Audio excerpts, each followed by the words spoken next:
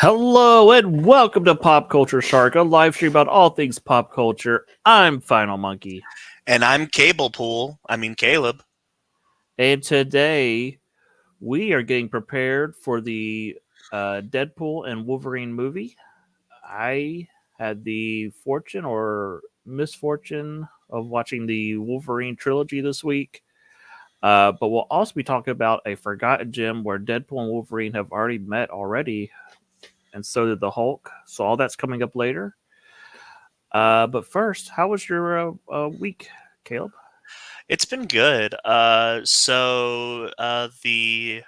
10-year build up, the Destiny expansion, um, for the final shape came out, and so that's just that's all we've been doing is Destiny since Tuesday. Uh, me and my brother, and then my two friends. We ended up having a race because we were both playing the campaign on Legend, which is the hardest difficulty. Cameron and I ended up beating them, not by too much, honestly, because we were on the final boss at the same time, so it was kind of a close race. It was pretty fun, and then we were all watching the new raid, the race for world's first that was with Twitch rivals.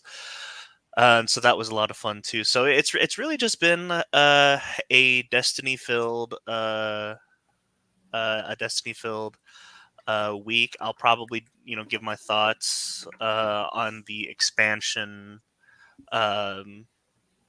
probably sometime after Tuesday, because that's whenever the next episode starts. Like we've already beaten the expansion, but I'm gonna let it sit, and then the episode 1, which is kind of like the epilogue for the story, that starts on Tuesday. So I'll probably make a video for that. Um, just talking about it. I do think that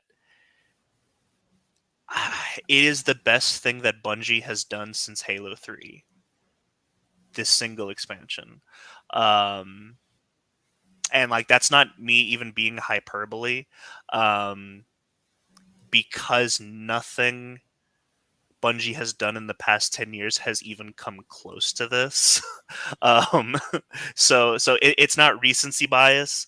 It's just that obvious that this is um, the best thing they've done since Halo 3. Um, but yeah, other than that, what about yourself? I've been watching a ton of movies, which is very unlike me. I usually don't watch a lot of movies throughout the week, but besides the Wolverine trilogy, I watched the Kentucky Fried Movie, and I watched Reefer Madness the musical, which I didn't even know existed until I found it Uh, on Prime. re- really? That's a musical? Yeah, I mean you've seen the original, right? You saw the Riff Yeah. Track, right? Oh Yeah, yeah. yeah, I'm pretty sure we saw it together. Like you, yeah, me, Cameron, and my dad. yeah. Riff Track's a musical starring Alan Cumming and Reefer Madness the musical. what did I say? Riff Re- Tracks. yes, I'm sorry. Reefer Madness, the musical of Alan Cumming, Nev Campbell. What? Yeah, I didn't know this existed, so I found it and I was like, wait, what? Steven Weber Whoa. from Wings. Whoa. 2005? Yeah, I did know. Like I said, I did not know it existed. It's a strange one, but it was fun. Some of the songs were weird. Like there's a whole musical with Jesus, the song, and I was like, okay, I don't like this, but yeah, it's yeah, it's interesting. And I know Uh-huh. you like musicals, so I do love musicals. Oh man, this is gonna Where'd you say this is on Amazon? Amazon Prime, yeah. Oh, good. Good. Yeah, so Yeah, I watched a Chris, lot of weird movies this week. So Kristen Bell. yeah, she's like the main one of the main characters. So yeah, apparently this aired on Showtime and it won like an Emmy and stuff. I don't know. I like I said, had no clue it even existed until I found it on Amazon Prime. The film won the 2005 Emmy Award for Music and Lyrics. Oh my god! I gotta be honest. Real quick before we move forward, I gotta see what it was going up against that year. Like, okay, 2005. Um, it won against. So there was Malcolm in the Middle for Dewey's Opera. Uh-huh. The Muppets Wizard of Oz. The Simpsons A Star Is Torn. And Terror at Home, Domestic Violence in America. That's a musical. Uh, Terror at Home. Now I'm concerned what that is, or curious. oh my god. All right, so yeah, that is out there on Amazon Prime if you want to check it out.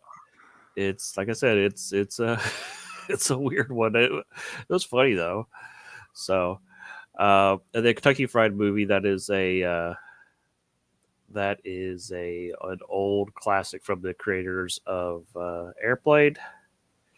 It is I think it was a '70s film, so there's a lot of nudity because it was the '70s. So, but yeah, and I think that's Can about you it for hear me. me? Yes, I can hear you. Hang on, give me a second.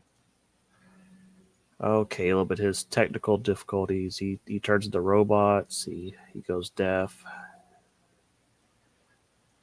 While we're waiting for Caleb, I also went to Half Price Books yesterday and found a copy of Fantastic Four. I think it's called Full Circle by Alex Ross. That's a really cool book that Alex Ross did not paint. He wrote and drew it though, which is weird because usually Alex Ross's books are all paintings, but just gorgeous artwork. Just really cool book that I found for a pretty good price. So, and I don't know what happened to Caleb.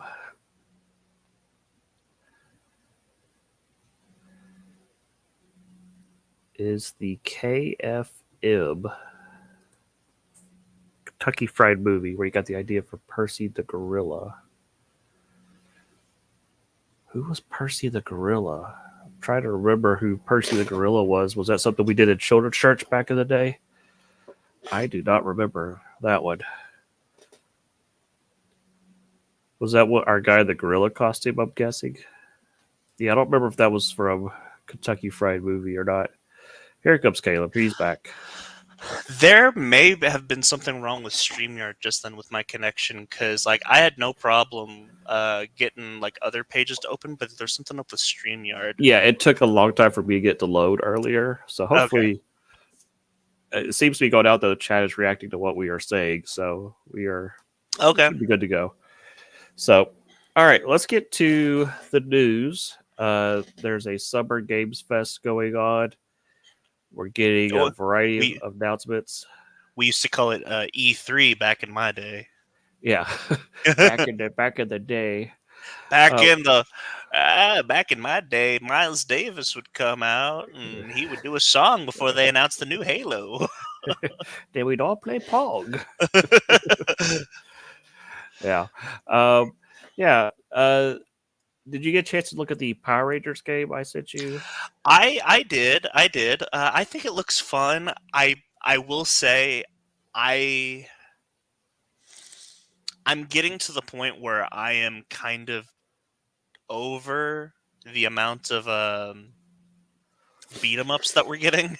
Yeah, this one though I will say had some variety to it. There was a lot of different level types. There's levels where you're the Zord in a first person view. There's different racing levels and stuff, and it looked quite fun. I'm not a Power Rangers guy, and I was like, oh, I might have to Yeah. get this. So Yeah. Oh man, yeah. I mean, and of course I love Power Rangers. Honestly, I could. I'd be curious to see how long the show about Power Rangers would be because I could talk forever about Power Yeah, Rangers. yeah. So on the other side, there is a GI Joe side scroller. I'm also excited about that one. However, it seems really slow. I don't know if you compare it to the Power Rangers game. The Power Rangers game was really fast, and then the GI Joe game. I'm hoping they speed it up before launch because the fighting looks very very slow. I don't know. Like my thing with the GI Joe game, and I've said this before. I don't think it needed to be a beat 'em up. Like whenever I think of GI Joe video game, beat 'em up is not what comes to mind. Like if you wanted to do a classic GI Joe's game, um, uh, you got it, Tripping Orc. I have Oh 20 seasons of no! Power Rangers under my belt. Oh no! um, so no, the GI Joe game. If you want to go like a retro classic, it should have been a Contra game. Maybe like a Yeah, like a that's mix how with the original GI Joe game was on the Nintendo, the NES. Um, or a Snake Eyes game. You could make that like Ninja Gaiden, the old Ninja Gaiden games. sure, sure, yeah.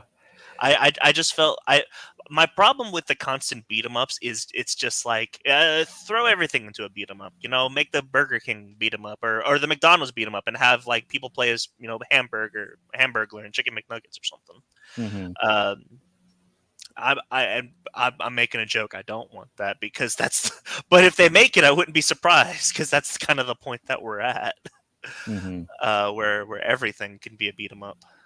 Yeah. I I'm curious to see what goes on with the GI Joe franchise. I think we're on the verge of having GI Joe become popular again. It's been a while. The comic book series is doing very well, and rather they're talking about GI Joe versus Transformers movie and stuff. So we'll see. We've talked before about how difficult it is to do GI Joe in the modern Yeah, age. yeah. If GI Joe does get popular again, I mean, I'm just gonna be straight up. It's not gonna be with kids. Oh no. Yeah, Well, no. s- yeah, I was just thinking that kids love playing with toy guns, but then that's a whole other thing. That's a whole other can of worms, and Well, I mean, society has kind of gotten away from because when I was a kid, every kid had a toy gun, yeah. I mean, and like, and even then, like, kids nowadays really don't play with toy guns. I mean, like I think my generation was like the last generation that actually like really got into Nerf guns. uh-huh. Um, and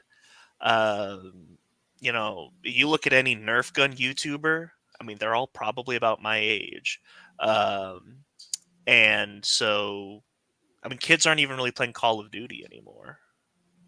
Yeah, yeah, Uh, that is true.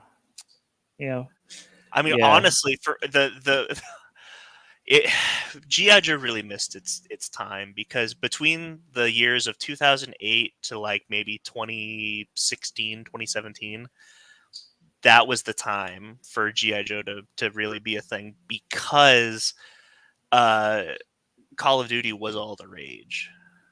yeah, yep. So other games announced. Anything else catch your attention? They just announced Oh, oh, Perfect Dark. real quick, this is an interest. I didn't know this, but I mean, this does not surprise me at all. Oh no, that does not surprise me one Yeah, bit. I'm surprised this is the first quarter where it's happened. I thought it yeah, already happened. yeah. So I'm a big fan of. Okay, I hate Bethesda, right? Hmm. Um, but man, do they know how to do Doom? um, I Doom: The Dark Ages looks phenomenal. It's actually what I wanted because Doom Eternal comes out, and there's really no place to go after Doom Eternal because of the way the story goes. Um, but making a prequel with stuff that they had previously hinted at with the Dark Ages, I mean that just makes so much sense, and it's so sick because it's a sword and board shooter, if that makes sense.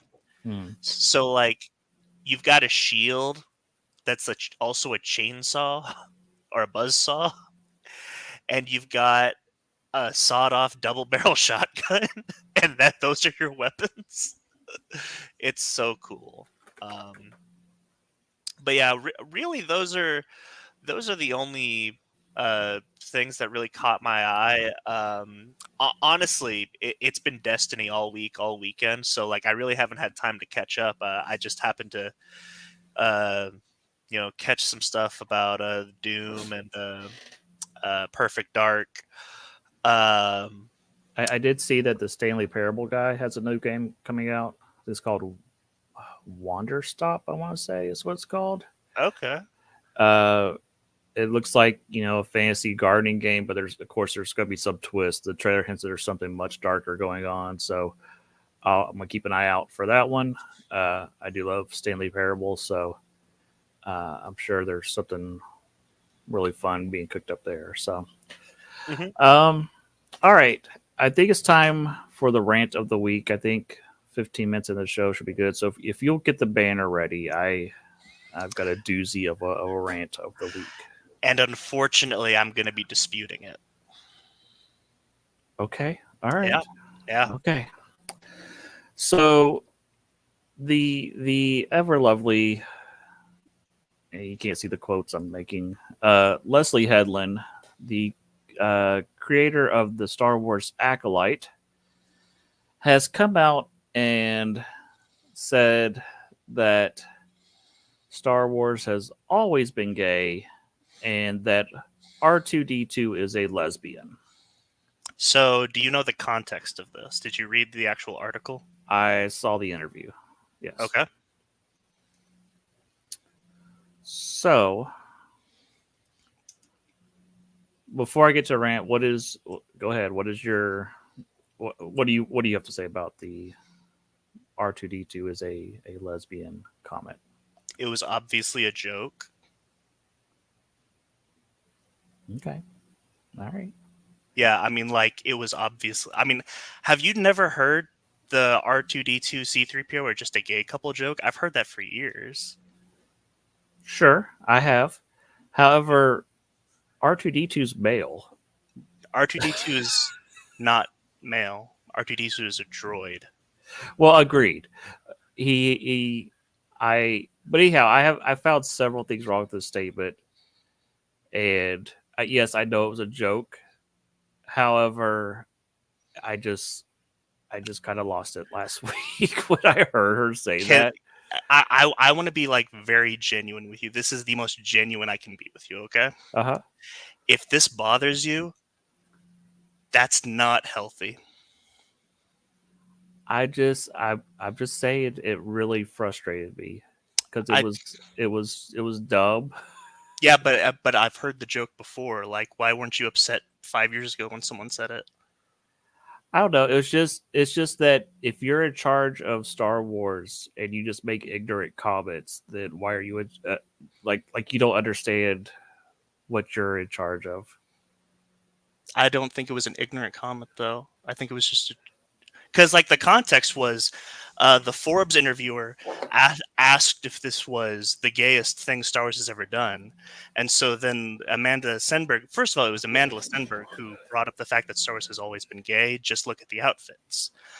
And then Leslie Headland piggybacks off of that and goes into her whole thing. They were giving an absurd answer to an already absurd question. Okay. Yeah, like I I genuinely think that this is not a big deal, and I think it was because it's this on top of everything else. This was the cherry on top that just made the whole cake collapse. Like they've been building this unstructured cake forever, and then I was just like, you know what, I'm just so done with these people. like what? Like what? Yeah, Do you want me to get started on everything wrong with Disney Star Wars? I mean, we'll be here I don't know. for Like forever. I don't know. Like so, I've actually seen the first two episodes of The Acolyte. Mm-hmm. It's actually not bad. Like Mm-hmm. it, like The, every issue that someone has brought up is a total, you know, dorky thing. Like go outside and touch some grass complaint. okay. Like So your campfires in space. That's normal. there were fires in Revenge of the Sith. There were Yes, fires. there are explode. Yes, I agree, but it was never as egregious as like a cackling fire. I don't know. I don't know. Like at this point, nothing will satisfy. I'm convinced nothing will satisfy Star Wars fans. Nothing you do that you release will satisfy them. I have said several times that what would satisfy me. It will But not. I promise you, it won't. okay, If they bring back Luke, you will hate it. I was pretty happy when he came back on Mandalorian. Right, because he didn't do anything. He didn't do anything. He didn't. There was no character. That could have been any character.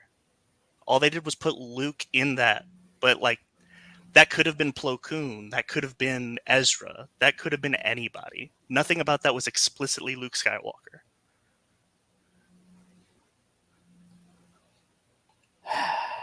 We're Do just you got see, to agree to disagree, Caleb. but do you see what I'm saying?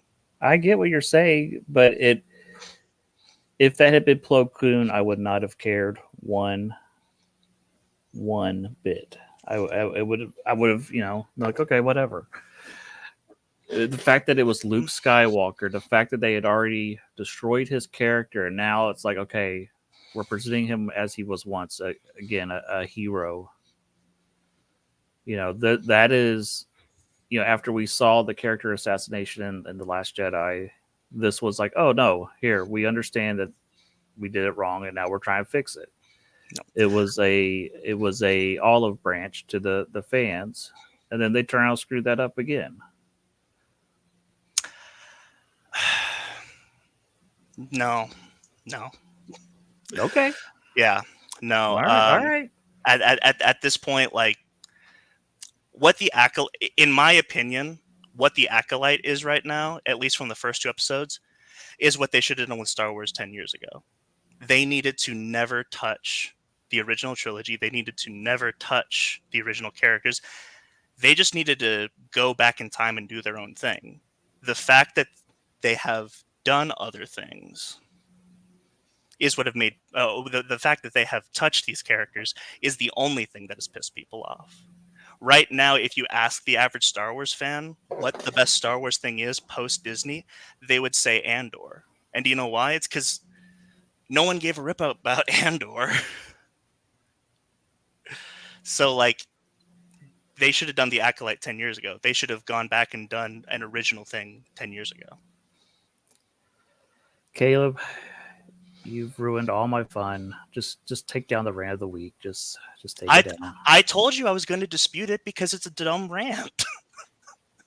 I had Like, this whole thing about droids and sexuality and da da da da da. And you just peed all over the Cheerios. You just peed all over C-3PO's leg. I am Told him it was raining. in this, I'll be honest, in this situation, I am more than happy to, because I like the show to be more positive. Oh, And I agree, yeah. but that's why we have the rant of the week, because I thought it was such a outrageous, stupid statement. And it was, because it was an outrageous, stupid question. Oh, I agree that it was a leading question from the interviewer. Yeah. However, I think Leslie Headland is a scumbag to begin with, but that's a whole other thing. And Tripping Gore talked about it in the chat. Here's the thing. Nothing is proven, so I don't think she's... She was his personal assistant. Yeah, but I have a question. Uh-huh. Are you going to not watch the Avengers movies anymore? So here's the thing. If I really stopped watching anything from anybody I disagreed with, I would never watch anything ever again. That's what I'm getting at. Yeah. Like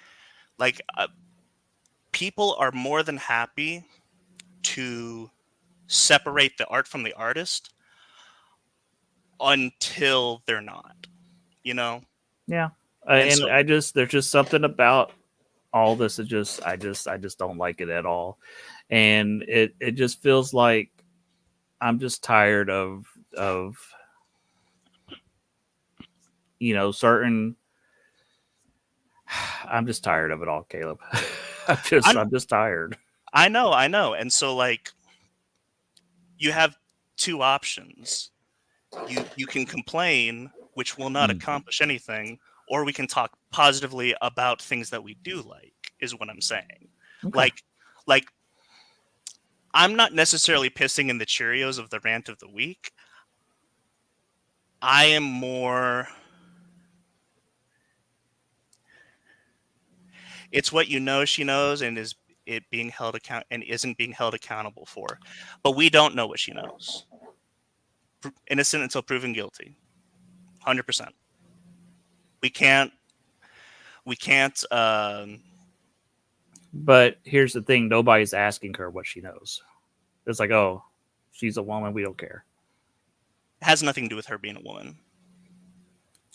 Has nothing to do with that. Like that is incel behavior. I'm just saying. That is 100% incel behavior, saying that, you know, it's just because she's a woman. You know, like, I mean, the fact that so many like what about Quentin Tarantino? He made his money off of the same person and nobody's questioning him. You don't think he knew? But we don't know. So we don't question it. At least right now, because there's an actual system. All right. I think it's time we change the subject because this is going to derail the whole podcast. Oh, yeah. So, Oh, I know. Well, here's the thing. I didn't want this to be on here to begin with. I just was going to let you do your thing, but then I decided not to. okay. Well, we should have taken it off the list before the show began. Yeah, we should have, and you know that is my fault. Okay. All right. So I don't think there's any other news to go into. No, there's not. I mean, honestly, nothing of importance has necessarily happened. Like, if I'm being honest, like for the most part, Summer Games Fest has kind of been lackluster. I don't know if you agree with that. Yeah, not a whole lot that I was like going crazy about. No. Yeah. So we got Hulk versus Wolverine. That's our first thing that you wanted to bring up, right? Correct. And this is just a, with the Deadpool Wolverine movie coming out, I just thought this would be fun to bring up that because a lot of people don't know about this. It's not even on Disney Plus. There was a series of animated films released to DVD back in I guess this was early the 2000s. And this was one of them. It was two shorts, Hulk versus Thor and Hulk versus Wolverine. The Hulk versus Thor one's whatever. The Hulk versus Wolverine one, though, is great. Basically, you have Hulk on the run in a Canadian town, and Wolverine they think that the Hulk has destroyed the town, so Wolverine's sent in to hunt down the threat that is the Hulk. And then you find out that it's other members of Weapon X that are hunting down the Hulk. So you get Deadpool, Lady Deathstrike, Omega Red, and Sabretooth. It is a really, really fun. I have a question. Can you film. hear me clearly? Yeah, I hear you just fine. Okay, that's weird because like you're coming in Ultron but I'm pretty sure that everyone else can hear you. So there's got to be something wrong with the StreamYard on the streamer's side of it, maybe. Okay, and Chad, if you're having trouble hearing us, just let us know and we can deal with it. But yeah, this is by Kyle and Yost. Who anytime Kyle and Yost does anything, they are great Marvel creators.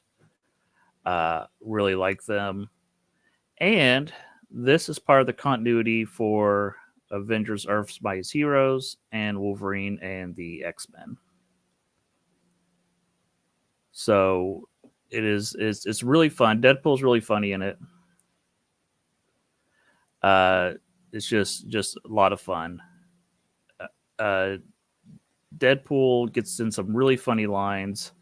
There's a great scene where he asks Wolverine, he's like, "Hey, do you still have that adamantium skull?" And then he pulls out a gun and shoots Wolverine in the head to test it.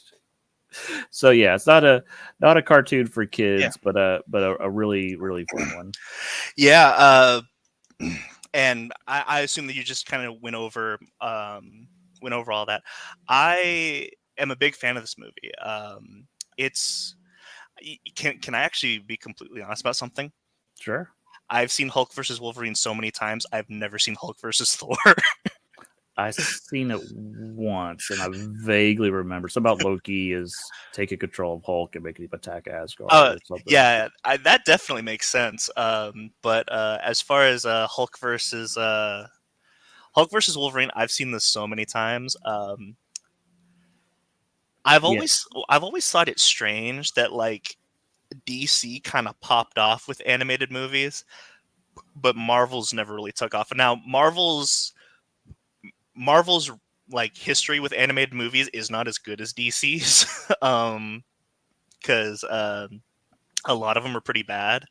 But I think that Hulk versus Wolverine is better than most most of the DC animated movies. Not all of them, but most of them. In fact, I quote a lot of Deadpool from this movie. yeah. I just think so. We all love Ryan Reynolds as Deadpool, Hmm. um, but Nolan North is phenomenal.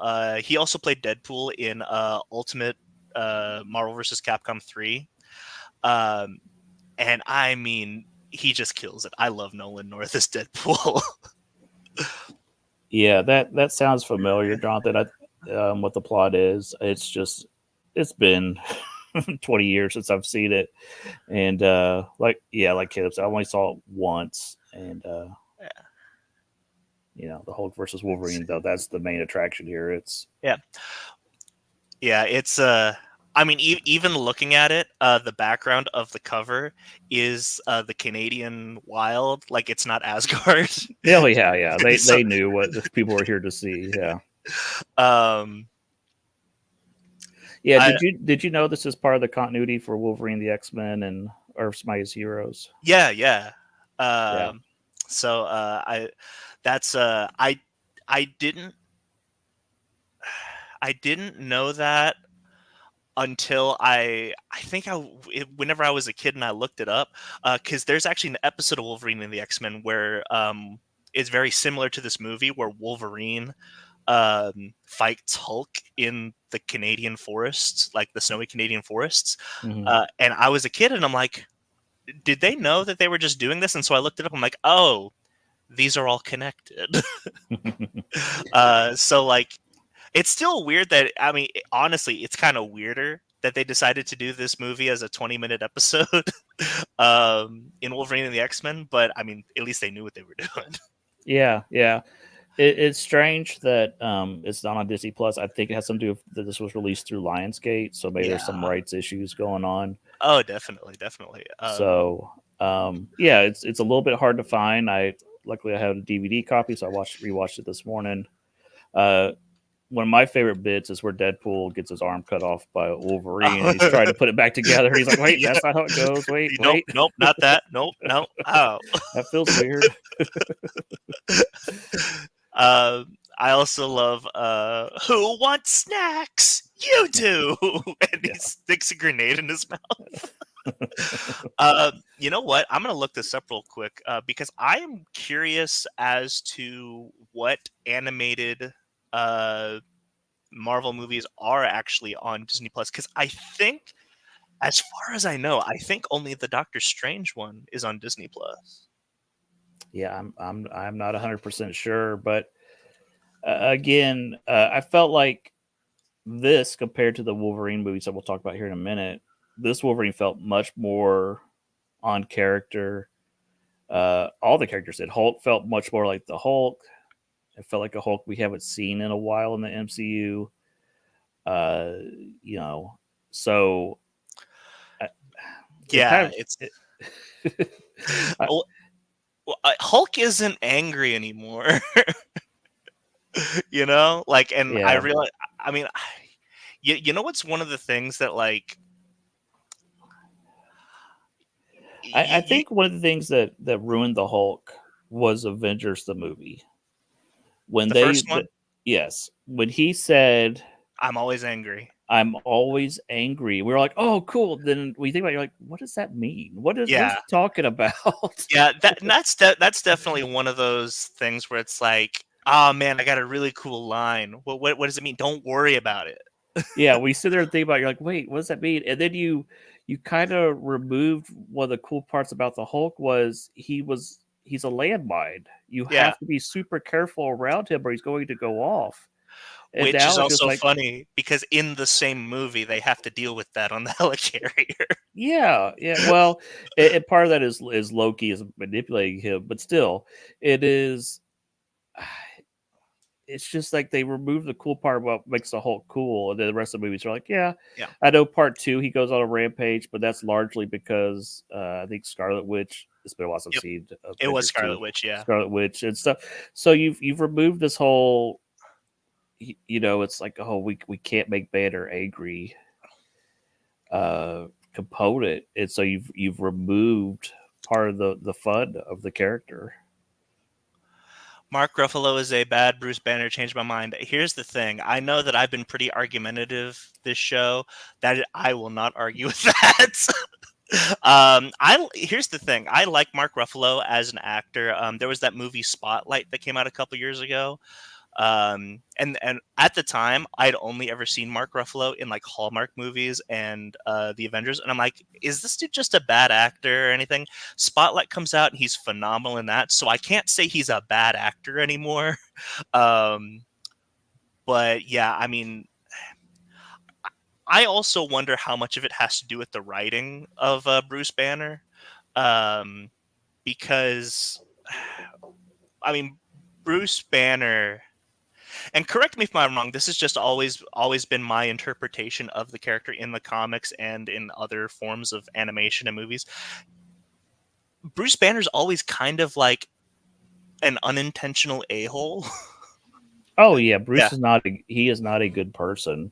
Yeah, he's very much like he doesn't care.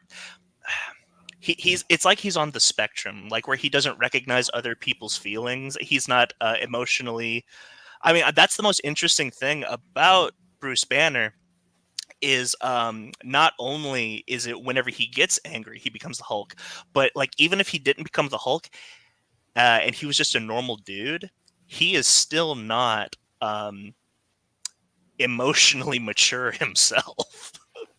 Oh yeah, definitely. There's I mean, I don't know how much you know about Hulk in the comics, but he definitely has multiple personality disorders, and Oh yeah, there's a oh lot yeah, of different pieces of Bruce Banner uh, bouncing around in his head. Yeah, he's a mess. He is definitely a mess. yeah. So yeah, I mean, if you haven't caught this movie, I recommend it. I don't know where you get it. Honestly, I don't even know if this might be on. I think it's on Blu-ray. This kind of came out like whenever Blu-ray was uh, like just coming out. It was around the time of the Incredible Hulk. So I don't know if this is particularly on Blu-ray. This might have come out before Blu-ray was widespread, but it might be on Blu-ray. But definitely check this out. Edward Norton is the perfect Bruce Banner. I agree. And guess what? Edward Norton can kind of be like an unintentional a-hole himself. Oh yeah, yeah. I heard that. Uh, Yeah, there was a lot of issues behind the set and stuff. yeah, So there's definitely reasons for why he's not the Bruce Banner, uh, but I do think he was perfect for it. And if you haven't caught Glass Onion on Netflix, the sequel to Knives Out, uh, and he's phenomenal. And I mean, he plays the a-hole. He's great. yeah, um,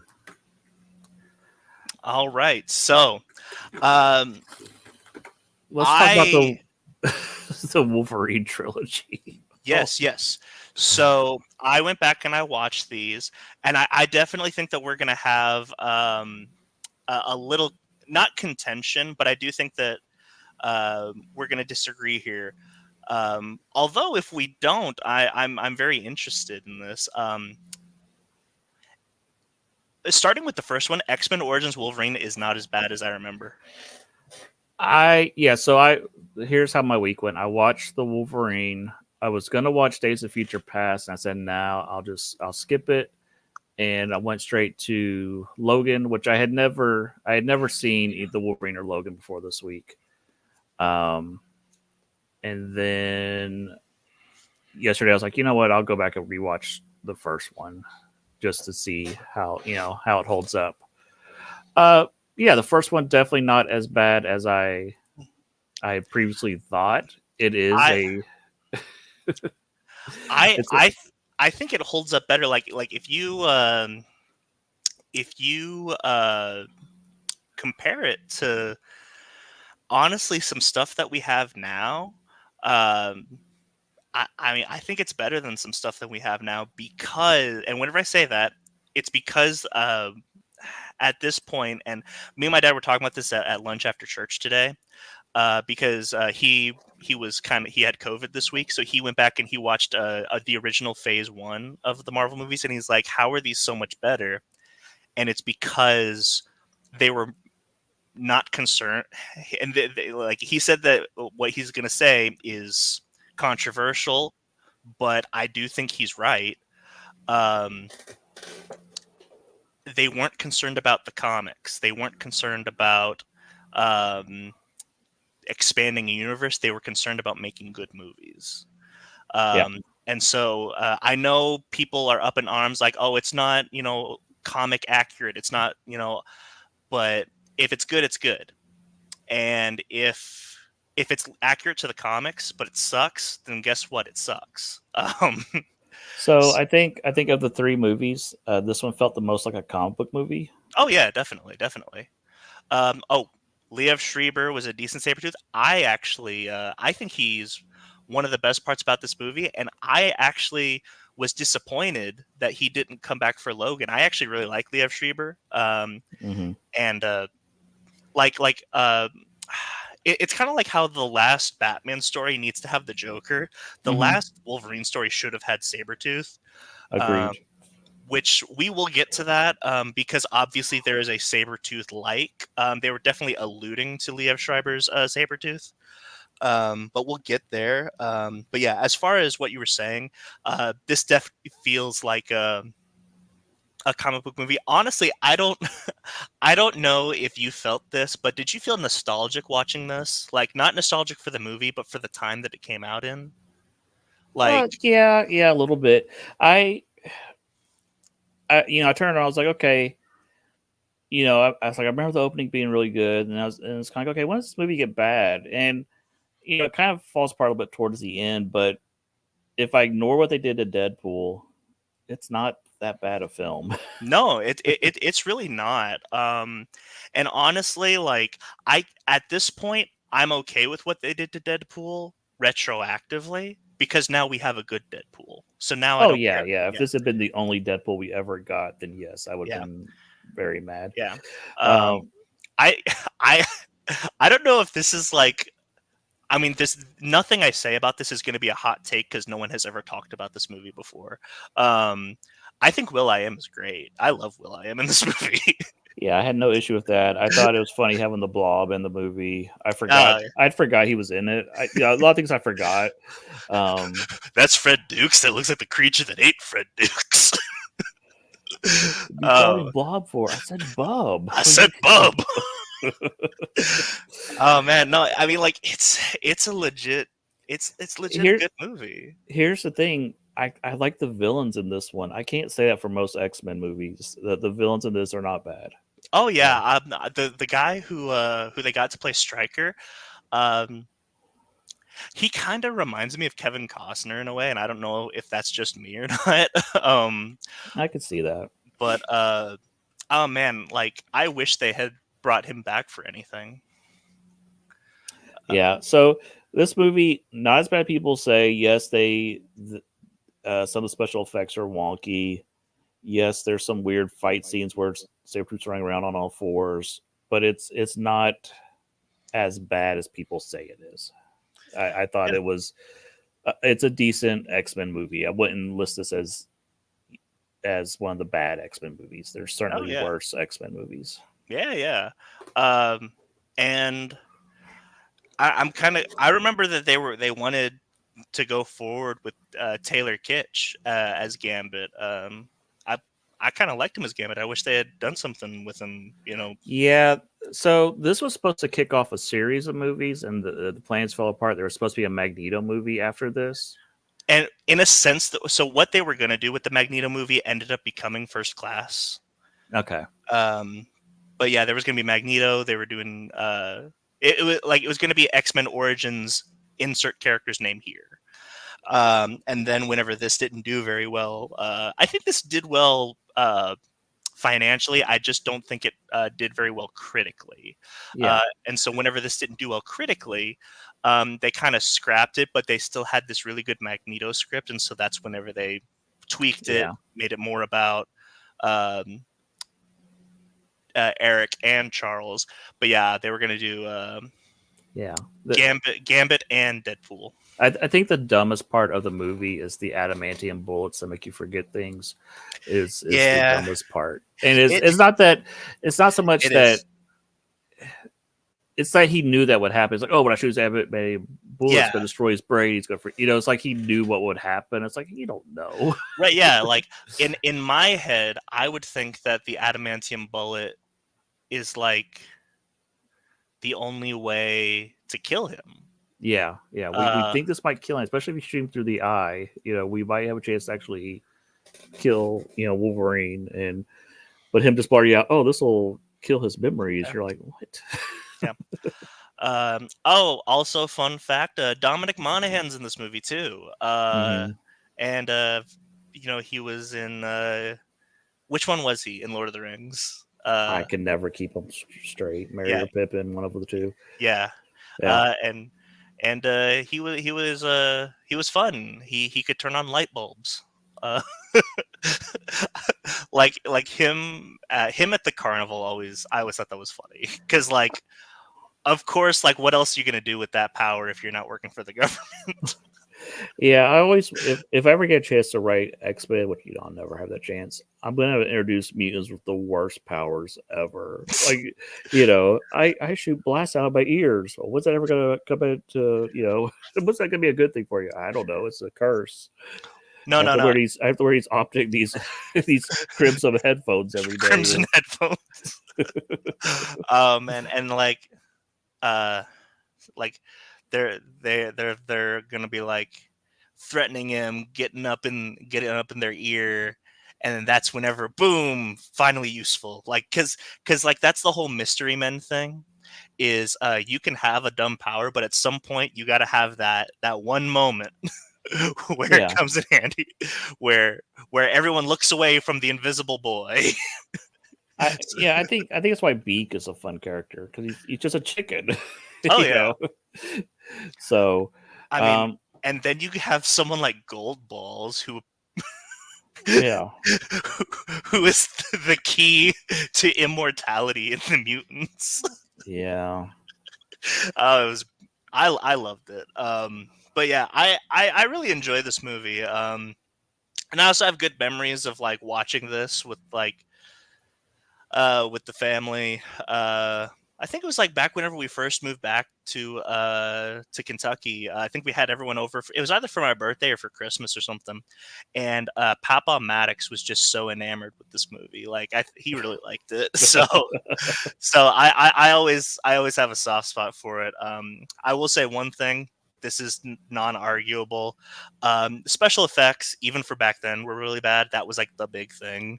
Uh, yeah. yeah. Which I believe that this was the first time that they used CG for the claws. And Oh, it's so bad. That sink scene is yeah, so cringe worthy. yeah. It is. I think the one time that it actually works, where it actually looks kind of cool, is whenever he kills Agent Zero in the helicopter. Yeah, So yeah, that's a lot of fun. yeah, Uh, so next up, you said that this was your first time watching the Wolverine, right? yeah. I quite like this one. I didn't know it was so much dealing with the after effects of him killing Jean Grey, Oh yeah, yeah. which I thought was kind of a very interesting take. Um, If I kind anything, if anything, this is X-Men 4. Yeah, I didn't realize it was so connected to X Men 3, and because I'm not a I thought X Men 3 was goodish, okay when I saw it. Then the more I thought about it, the more sad I got. And this was a nice palate cleanser that I didn't know I needed from X Men 3. All the psychological damage that caused way back when. This is this is what I needed. This these moments between Wolverine and Jean and his memories, and I thought that was good. I kind of I kind of reading Trippy Gork's comments. I'm kind of wish that when they did at the beginning, Wolverine's out in the Canadian wilderness, and I kind of wanted that to be the movie. Him like fighting the Wendigo or something up there, and having to teach these hunters how to be real hunters and stuff. I thought there was a movie there opportunity that they kind of missed. So So this is something that I forgive. Having Wolverine survive the atomic bomb was slightly akin to Crystal Skull. I I attribute this to the rule of cool, which is like him coming off of I can't remember the like who eventually becomes Silver Samurai. Him like protecting him and then coming off and him just being completely charred. It's really cool. So like it is a little out there, but I attribute it to rule of cool. If it's more cool than it is implausible, then it's a net positive for me. But I definitely get where you're coming from. there was a recent issue of I think it was a Uncanny Avengers or whatever where uh, Rogue and Deadpool survive a nuclear blast, and so this is something that happens in comics all the time. And I kind of like okay, he's has a healing factor, and he's underground. It's not like he was above ground where it happened, so I was kind of forgiving of it. Uh, I personally don't like Wolverine being like invincible. I think he's more interesting when he can die. However, I will talk about these movies all have the same tropes happening over and over and over in all three of them. Yep. But we'll talk about that at the end.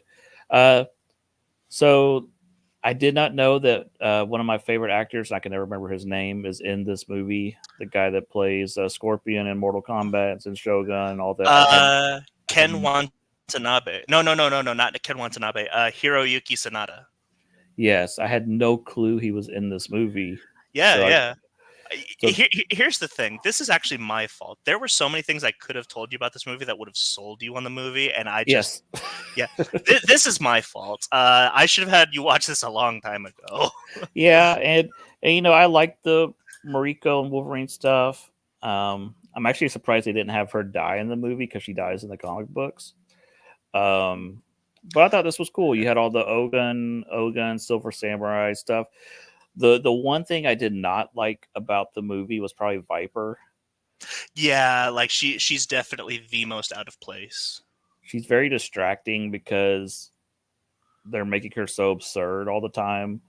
And I thought that they didn't need any of that. They could have taken away all her powers and everything and just had her as a femme fatale with poisonous lipstick, and that's all you needed. You did not need her spitting acid and peeling her skin off and all that. It was Yeah, and one thing to note is this came out in 2013, and I think that superhero movies and comic book movies changed in 2014.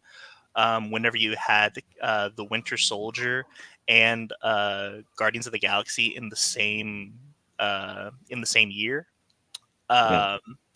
So this one it's one of those things where like I think if they wanted to do like a comic accurate Viper, it was just too early. Like nobody had seen Guardians of the Galaxy and realized how you can make something absurd look good on camera. Yeah, I thought the villains weren't. I mean, it was our complaints about Viper aside. The villains in this were not terrible. I have more complaints about the villains in Logan than I do with this movie. um, yeah, I actually, to be honest, this was my favorite of the three films. Was this Really? one? Yes. Okay. Um, and I thought that, like I said, big part was the Jean Grey storyline, and then him coming to terms with that, and him learning that to be a hero again, and I just really enjoyed it. I think the final battle is probably the weakest part of the film. Like Mm, it get at that point it turns to a comic book movie, which it yeah. hadn't really been up to that point. Oh, you talking about the giant robot samurai? Yeah, and I ha- it's been a while since I've seen Days of Future Past. How did he get his adamantium back or his claws back, or was it ever Nope, never, never explained. never explained? Okay, Yep. that's what I thought. Yep. Uh, Just moving on. Moving on. moving on, yeah. I He did just taped them back on. Yeah, I guess. I did like the effect where the bone claws were coming out of the cut adamantium. That was cool. Yeah, yeah. Um, but yeah, I thought this was the best of the three films. Um, Another thing that I think is hilarious. So for those of you who don't know, the precog Yukio, in this movie, uh, she appears in a future X-Men movie that we're actually going to be talking about, played by a different actress, and is basically a different character. Um, Yeah, it was weird. I I found if I had complained about another complaint about this movie, her accent was so thick I had trouble hearing what she was saying a lot of times, and I had to turn on yeah, subtitles because it was just it. uh, yeah, she was in this. She was in Arrow. I believe she was also in.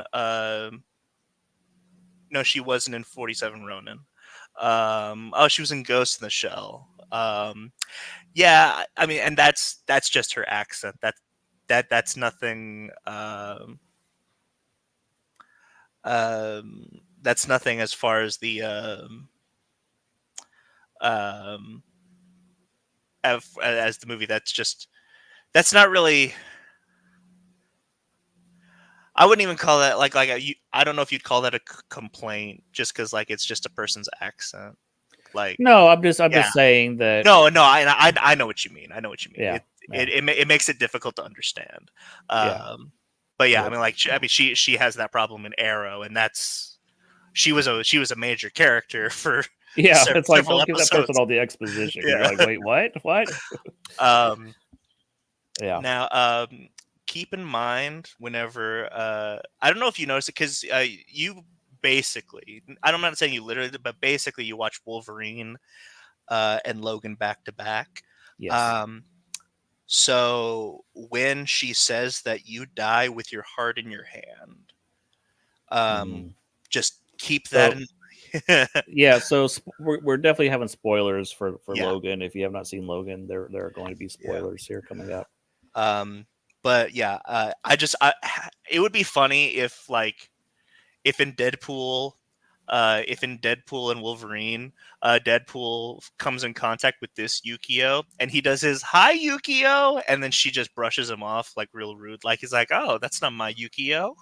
Yeah, yeah. Well, it took me a second to remember these are really different timelines. Deadpool's movies take place in a different timeline. Hey, let's not even pretend these aren't different timelines. We don't know what the timeline is for the X-Men movies. Well, I was just thinking the Deadpool and the Deadpool movies did not go through what the Deadpool and the Wolverine movie Right, went through. right, As you know, right, right. Well, and I mean, if you there's a good. And whenever I call this the Wolverine trilogy, there is a good chance that like if there are separate X-Men timelines, there is a good chance that all three of these movies take place in separate timelines. I don't. uh, I agree and I disagree because they bring up the adamantium bullet from the first movie back up in Logan. yeah, it's true. Yeah, so that's where I'm thinking. Okay, they are the same universe, but it gets tricky because Days of Future Past does a number on the, the timeline, and you're like, okay, Well, wait, what? not just that, but also First Class and Origins are also clashing because of Cyclops Yeah. and Emma Frost, Yes. and um, it and then you have at the end of Origins, you have Charles Xavier standing up. which one could say, oh, that was just him, like an astral projection of him standing in Scott's mind. And I'm just like, he can't see. Why did he care? um, but I mean, like, I love all of these movies. I have it's almost like for me. Have you ever tried to break down like the timeline of the first two Terminator movies? Doesn't make any sense, and I have it, but and you know you just accept that it doesn't make sense because like it's such a good concept, but it's still fun to think about. And so Yeah, it's you can. I know there's some people have trouble understanding the Back to the Future movies, and they're like, "Wait a second, if you do this, if you do that, da, da, da, you know," and it's like, okay, you just have to kind of let some stuff go before yeah, you drive yourself mad. I I Uh, I have always said that about time travel there are two things. One, time travel. If time travel does exist, where are all the time travelers? Like, why haven't we seen any yet?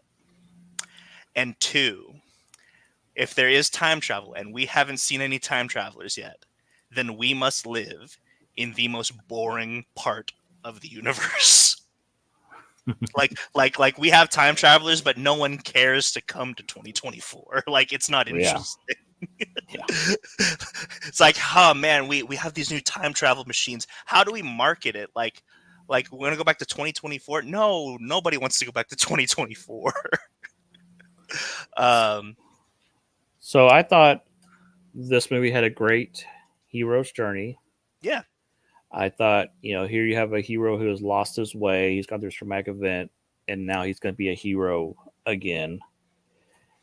And then I thought this movie undid all that. I thought it was like, okay, you know what? That last movie did even happen. He's back to, I don't want to be a hero anymore. I'm an old grump.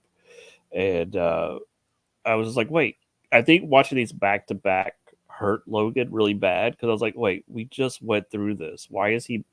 And I understand all the X Men are dead, and he's just, yeah, and there's no mutants, and so he's lost his way again. But it was just like we just went through this. yeah.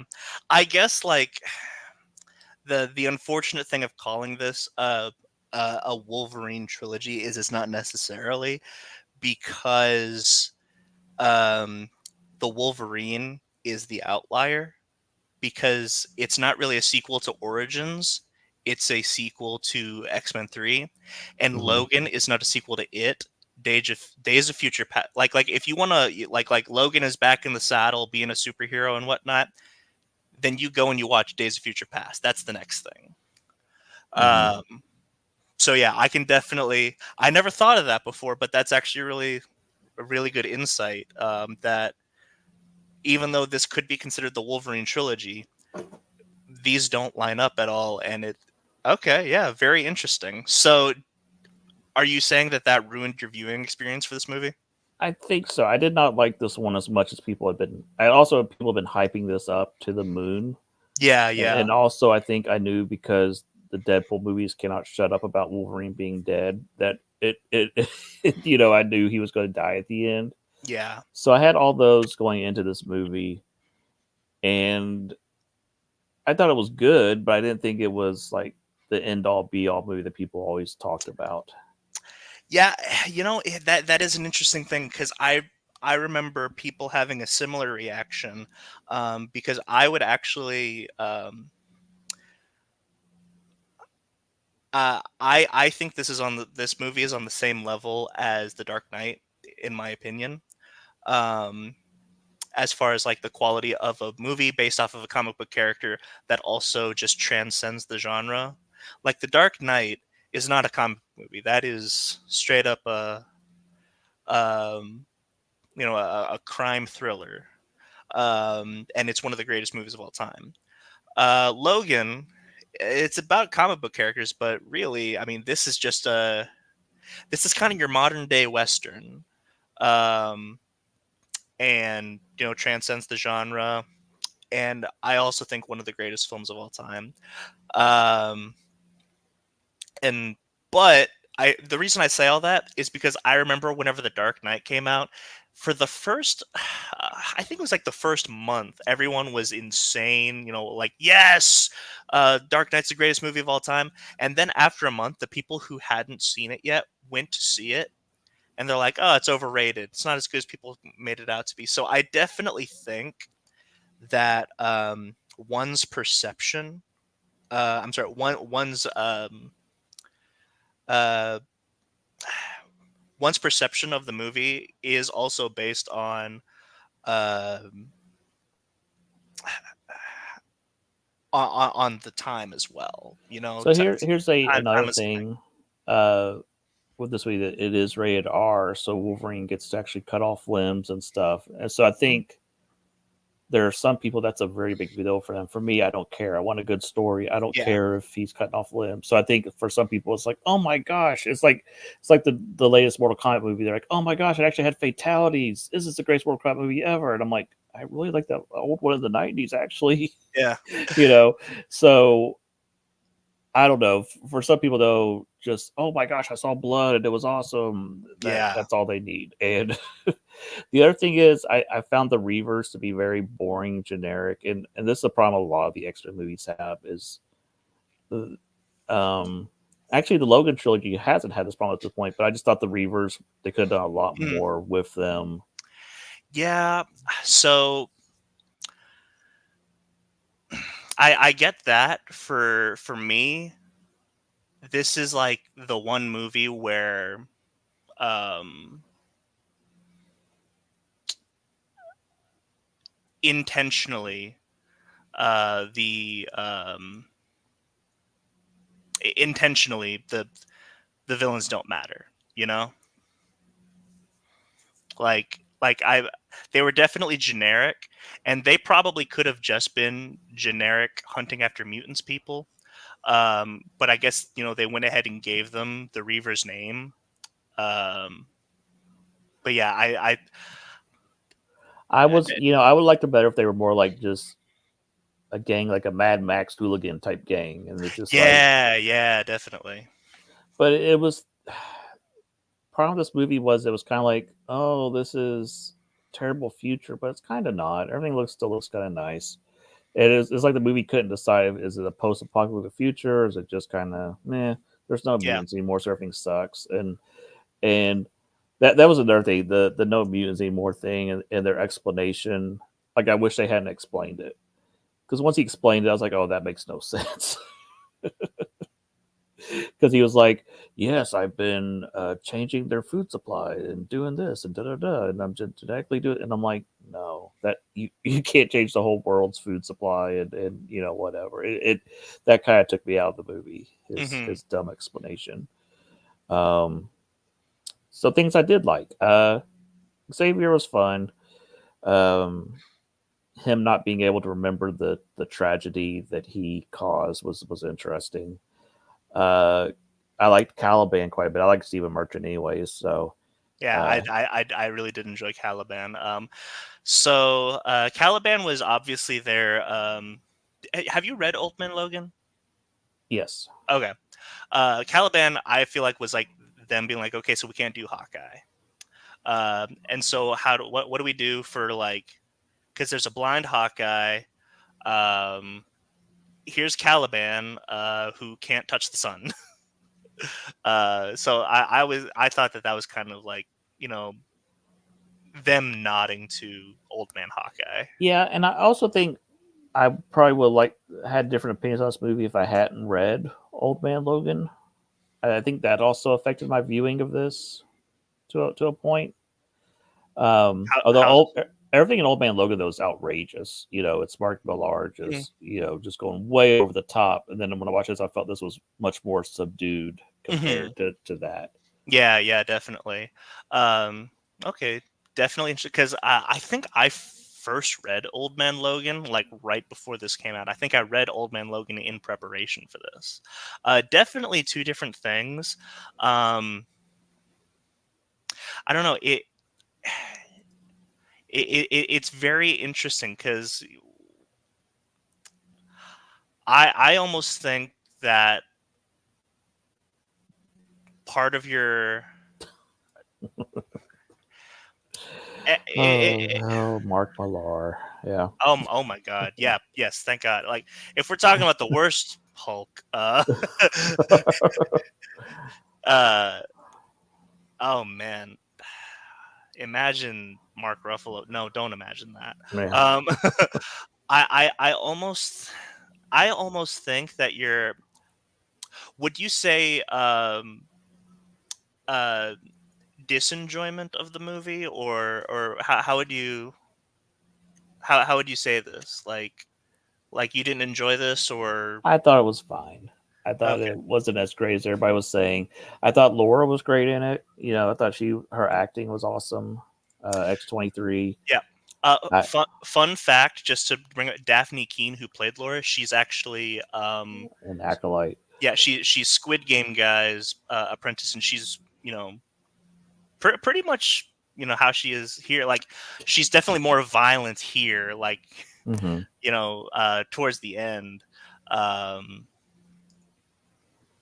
but yeah, I almost it's almost like perhaps your reaction to the movie is that this was not what you thought it was going to be at all, if that makes sense, There was that, and also so I haven't gotten into it yet. I started picking up the tropes of Wolverine. That there are so many scenes of him in bed, waking Yeah, up, you you having a you dream, you, almost clawing you, somebody in his sleep. you He texted that stops to to me. help some family. The family's going to die. I just really started picking up the tropes, and I was just like, okay, we've done this. We've did this again. Oh, we're doing this again. Okay, we're doing this again. I just was getting annoyed, and part of that's just movies though. But it just felt like I just saw him go through his redemption path in the Wolverine, and now we're back here again, and it just felt Yep. like they had just reset the character, and I was just like, it's kind of like watching later seasons of Pokemon. They reset Ash, and you're like, wait, we've already gone through all this. Why are we doing this again?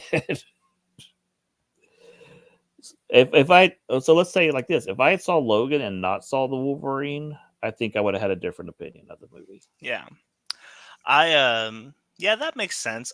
I almost like the fact that they do that stuff in every movie, because the fact that that the Wolverine trilogy, quote unquote, has no connective tissue, um, it's almost as if those tropes are actually the things that make this a trilogy, because it's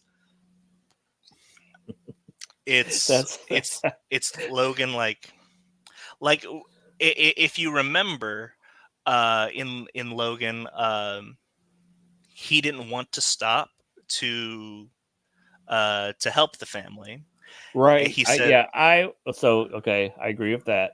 I kept getting annoyed of Charles too because I was like, Charles, you're getting everybody killed. Stop it, Charles. What are you doing, Charles? And yeah, I yeah. So yeah, and I do love that line where he's like, someone will come along, and then Charles is like, someone has come along. Like that's like if we're talking about with great power comes great responsibility, like that's the line right there. yeah, and it felt like Wolverine knew what type of movie he was in, and Charles didn't. It was just like, Yeah, yeah, I don't know. It's yeah. it's fine. The movie's fine. I it just yeah. Now X-24, I like it. Um, it could have been Sabretooth. Yeah. However, I also think that there's something inherently heartbreaking that the last thing that Charles sees is Logan killing him Yes. and having no context for it. Yep. Like that is that I mean Yeah. like that is that hits hard. Yep. I agree Um, that that scene is crazy, and yeah, X-24's it's interesting. I don't know. I don't know what you could have done is if you had done X-24. If you had done Sabretooth, I don't know what you could have done for the villain if if you didn't mhm. do that. So I get it. uh, Now there also was there also was um, um, a deleted scene that involved Sabretooth. It was whenever Logan was with the kids, and in and this is the strange thing that like it's an interesting plot device, and it's so interesting that I tend to not question it. It's the fact that there are X-Men comic books in this universe. Um, Uh-huh. it's such an interesting idea that I don't question it. Um, Well, they but do the same thing in the comic books. That there are comic books based on the yeah, characters. They did it in Spider Verse, and yeah, it's not a yeah, new yeah. concept. Um, but so in the deleted scene, one of the kids is reading the X-Men comic book. Hmm. Um, and he's got he's got his X-Men toys, and they're the comic book accurate version of the X-Men. Uh huh. Um, and he goes up to Wolverine while he's sleeping, and he says, "Was Sabretooth real?" And then he just kind of pauses, looks, and kind of flashes back to Saber, like he just has like his little Vietnam flashback. He's like, "Yeah, he was real." And like I kind of wish they hadn't. Like, there's no reason for that to be in the movie, but I kind of wish they kept it just because it's a cool scene. But it had once again, I mean, it had no impact on the story whatsoever. I think what may have been cool, and this is something they alluded to in I think Old Man Logan, or no, maybe it wasn't Old Man Logan, maybe it was Wolverine the End, one of the comic book stories that Sabretooth. give Uh, me give me 1 second. I think I'm actually cutting out. Be right back. okay, Caleb's leaving again. Yeah. Um, there was a comic book. I want to say it's Wolverine the End, uh, where you think Wolverine and Sabretooth got this big final battle, and you just have Wolverine mention, "Yeah, Sabretooth, he found Jesus. He's settled down. He has a family now."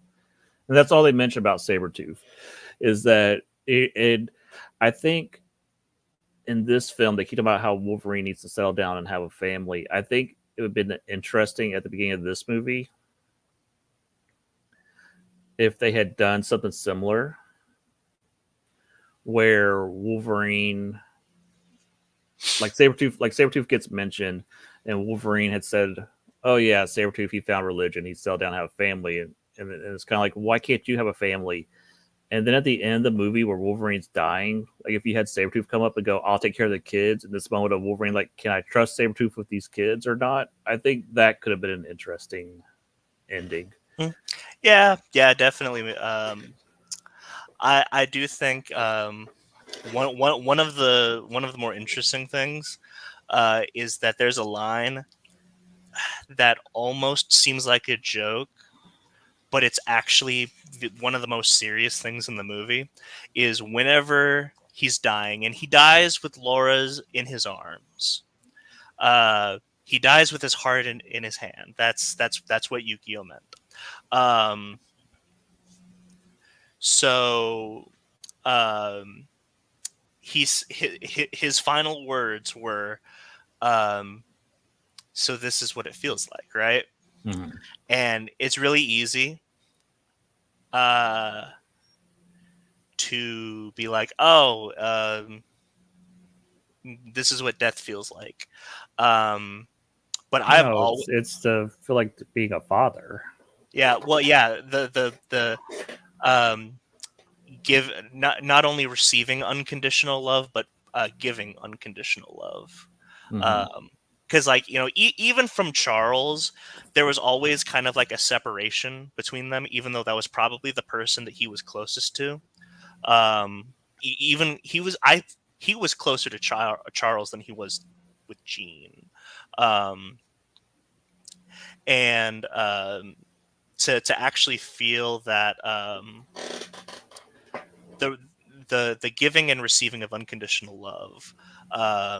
I just think that's a really good line, and I remember a lot of people were like, "Oh, it's like Batman, so this is what it feels like." No, no, it's way more meaningful than that.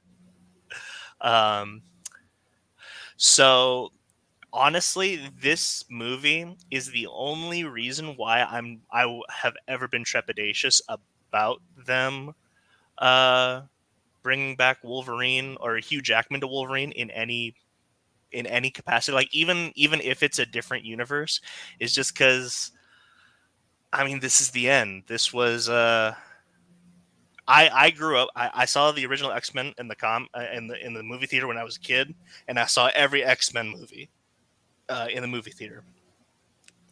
And so in a sense, this was kind of like, and this came out in 2017. I was in college at that point. This was kind of like the funeral for my childhood. And then you're gonna bring back Wolverine.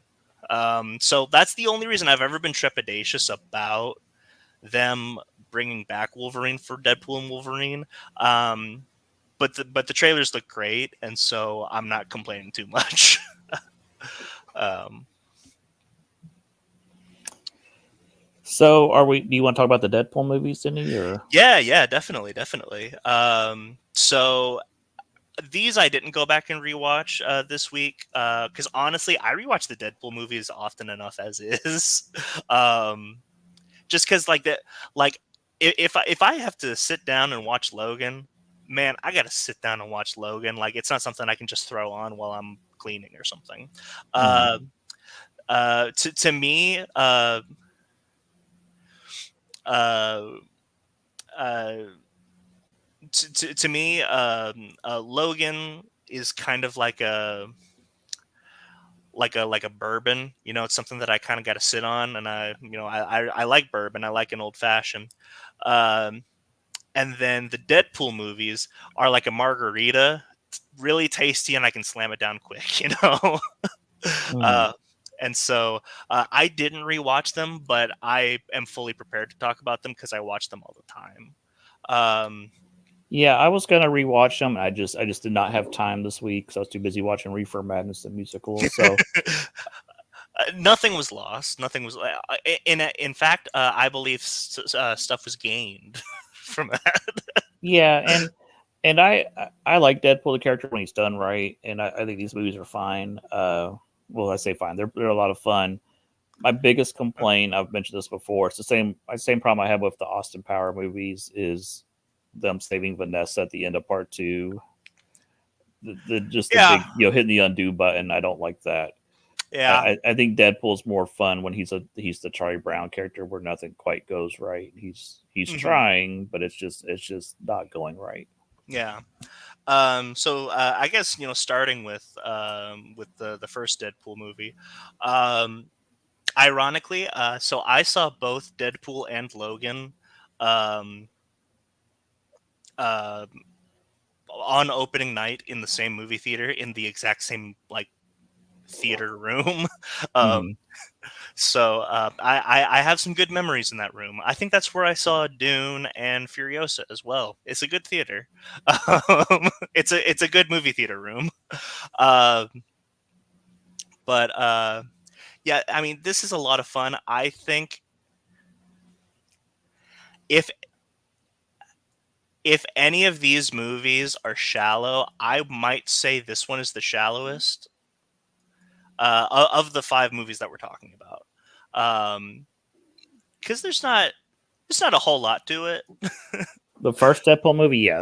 I Yeah. think the first Deadpool movie is There's just not a lot going on other than you're learning the story of how he became Deadpool and then him getting revenge. That's it. Yeah. I think. I mean, we don't even need to talk Ryan Reynolds. Of course, he's fantastic. Duh. Like, who's gonna argue that? I think the jokes are hilarious. I think that Ajax is great, and um, I I don't recognize him from like any comics. He's from the Joe Kelly run that we started to read, and then I you didn't get to that part where they do the story of him becoming Deadpool. Ajax is Okay, the villain in that story. okay, gotcha, gotcha. Um, is he at all like in this movie? He's similar. He has a lot of armor on in the comics and stuff. There's a whole. It's been a bit since I've read it, but most of that story is about. I think his name's Doctor Kilbrew, the one who did the experiments on Yes, Deadpool, yes. and him finding redemption. Like he's trying to. He's at that point in his life where he's trying to undo his past mistakes. So he's like actually trying to help Deadpool. And there's this whole thing where Deadpool doesn't trust him because it was the doctor, and I think Ajax is going around killing anybody that was involved with that Deadpool program. Okay, gotcha. Because I mean, I just think he's first of all this actor Ed Skrein. I've seen him in three things. Mm-hmm. He was in this. He was in Alita, which he was great in Alita as well. Mm-hmm, mm-hmm. Um, and he was in Zack Snyder's Rebel Moon as the bad guy. And those movies are terrible, but he's a lot of fun. Mm-hmm. um, this guy is Ed Skrein. He's great. Um, and so I just have a lot of fun with Ajax. And then a wild Gina Carano appears as Mm-hmm. Angel. That's a she's a lot of fun. I love uh uh the fight scene between her and Colossus where, Yes. where Oh, I'm so sorry. no, I'm so sorry, I'm so sorry. And she's like, oh my god, thank you, that is so sweet. So you know she puts it back where it goes and Yeah, then starts hitting him again. yeah. um So that's now what Ajax looks like in the comic books, by the way. So okay, yeah, a little yeah, that's different. cool. Now I understand why he's not in Deadpool and Wolverine. I understand that there is some beef between Ryan Reynolds and the actor. I understand that the actor has not done the best things in his lifetime. But I love T.J. Miller as Weasel, and Oh, T.J. Miller. Okay, I was like, who are you talking uh, about? Yeah, yeah, yeah, got it.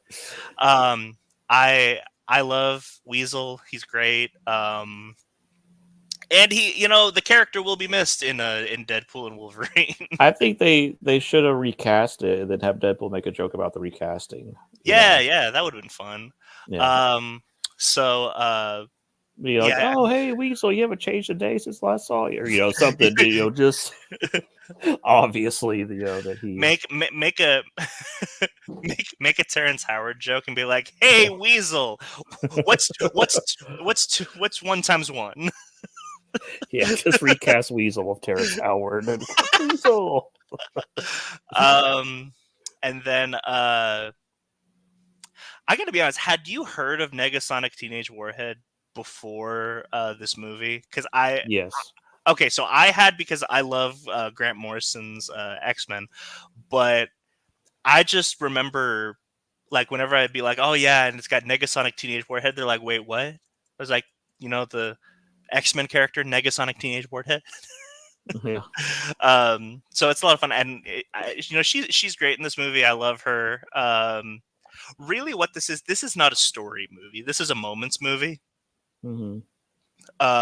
And the moments themselves are great. Um, Now, there is a character that I don't know if this character is original or not. Let me know if they're original. Dopinder, is he an Not that I original? know of. I don't think he's. I think he's just from the movies. Okay. Well, Dopinder for me is kind of like Harley Quinn. Um, where yeah, let's bring back more Dopinder. I think he's great. um, I like him a lot, and I always thought that if I always thought it'd be funny if they did decide to go the PG-13 route with Deadpool 3. Um, that Deadpool is aware of that, and so he's saving the F word for the perfect moment. Yeah, we've talked about that. We have talked about this, and then Yes. Dopinder just says it, and he's like, "No, Dopinder, why No, did that you? was my F word. No, That was no, fine." no, my F bomb. Yeah, You ruined it. yeah. So, uh, I'm glad that Deadpool and Wolverine is R, just to to keep with it. But I do think that you can. Now, I'm sorry to interrupt. Now, I'm now picturing Deadpool being all bummed out at the end of the movie and Mickey Mouse walking out going, "Oh, that's okay. There'll be other F bombs." You mean it, Mickey? Them having a musical number. Oh, that's great. um, but yeah, like it's I don't know, like I love the fact that Deadpool Wolverine is R, just to keep with the rest of the trilogy. But if they did go PG-13, there is a way to do it. You just have to be really creative. Oh yeah, there's definitely a way Yeah. to do a PG-13 Deadpool. Yeah. Which yeah, I mean, this is great. Also, anytime someone brings up uh Donald drives on all the time backstage. I anytime someone brings up Wham, I say it like he does. I'm like, Wham. I don't know why. It's like a, how like you get like a song stuck in your head and you can't stop saying it. Well, like it's just him saying Wham. That's just constantly stuck in my head, and that's the only way I can say it. So let's talk a little bit about Deadpool 2 real quick. Which we have talked a lot about Deadpool 2. I love Deadpool 2. This is one of my favorite movies. Yeah, I need to revisit it. It's been a hot minute, but the fact that they did a better take on Juggernaut than we've seen. You have Cable running around. You have the hilarious X-Force scene. And we were supposed to get a X-Force movie, and it fell through when the Fox got purchased. So I'm curious to see what that would have been. Would that have been Deadpool 3 with X-Force, or would it have been its own separate thing? I don't know. But yeah, Deadpool 2 is it's a lot of fun. Yeah, it's and if we're talking about like if we're talking about like the X-Men movies have issues with villains, I don't know if you agree. I think the Deadpool movies are pretty solid when it comes to their villains. Yeah, I think all the characters are fun in this. The X-Men movies have a really bad habit of just having a crowd of generic movie mutants, and then going, "Oh, look, there's Callisto," and you're like, "What are you talking about?" Or, "Oh, there's they're just cramming mutant cameos in there for the sake of having cameos." It's like the end of the first Wolverine movie where all these kids are getting rescued, and I'm like, "Are those the M twins, or is that You could start figuring out who all the kids are in the background, and they do that constantly in the X-Men movies. Is that Emma Frost? Because they never call her Emma, I don't think. Yeah, making her Silver Fox's sister. So dumb. Yeah. But no, I mean, like what Deadpool 2 does is, I mean, this is what the Deadpool movies in general do, is they don't do that, and they make a joke about it, because it's like, oh man, it's like the studio can't afford another X-Men around here. Yeah. I like the scene where they open the door and it's just the first class. Yeah, they're like quietly shutting the door. Yeah. Yeah. So yeah, I am a big fan of this movie. I quote it all the time, even whenever like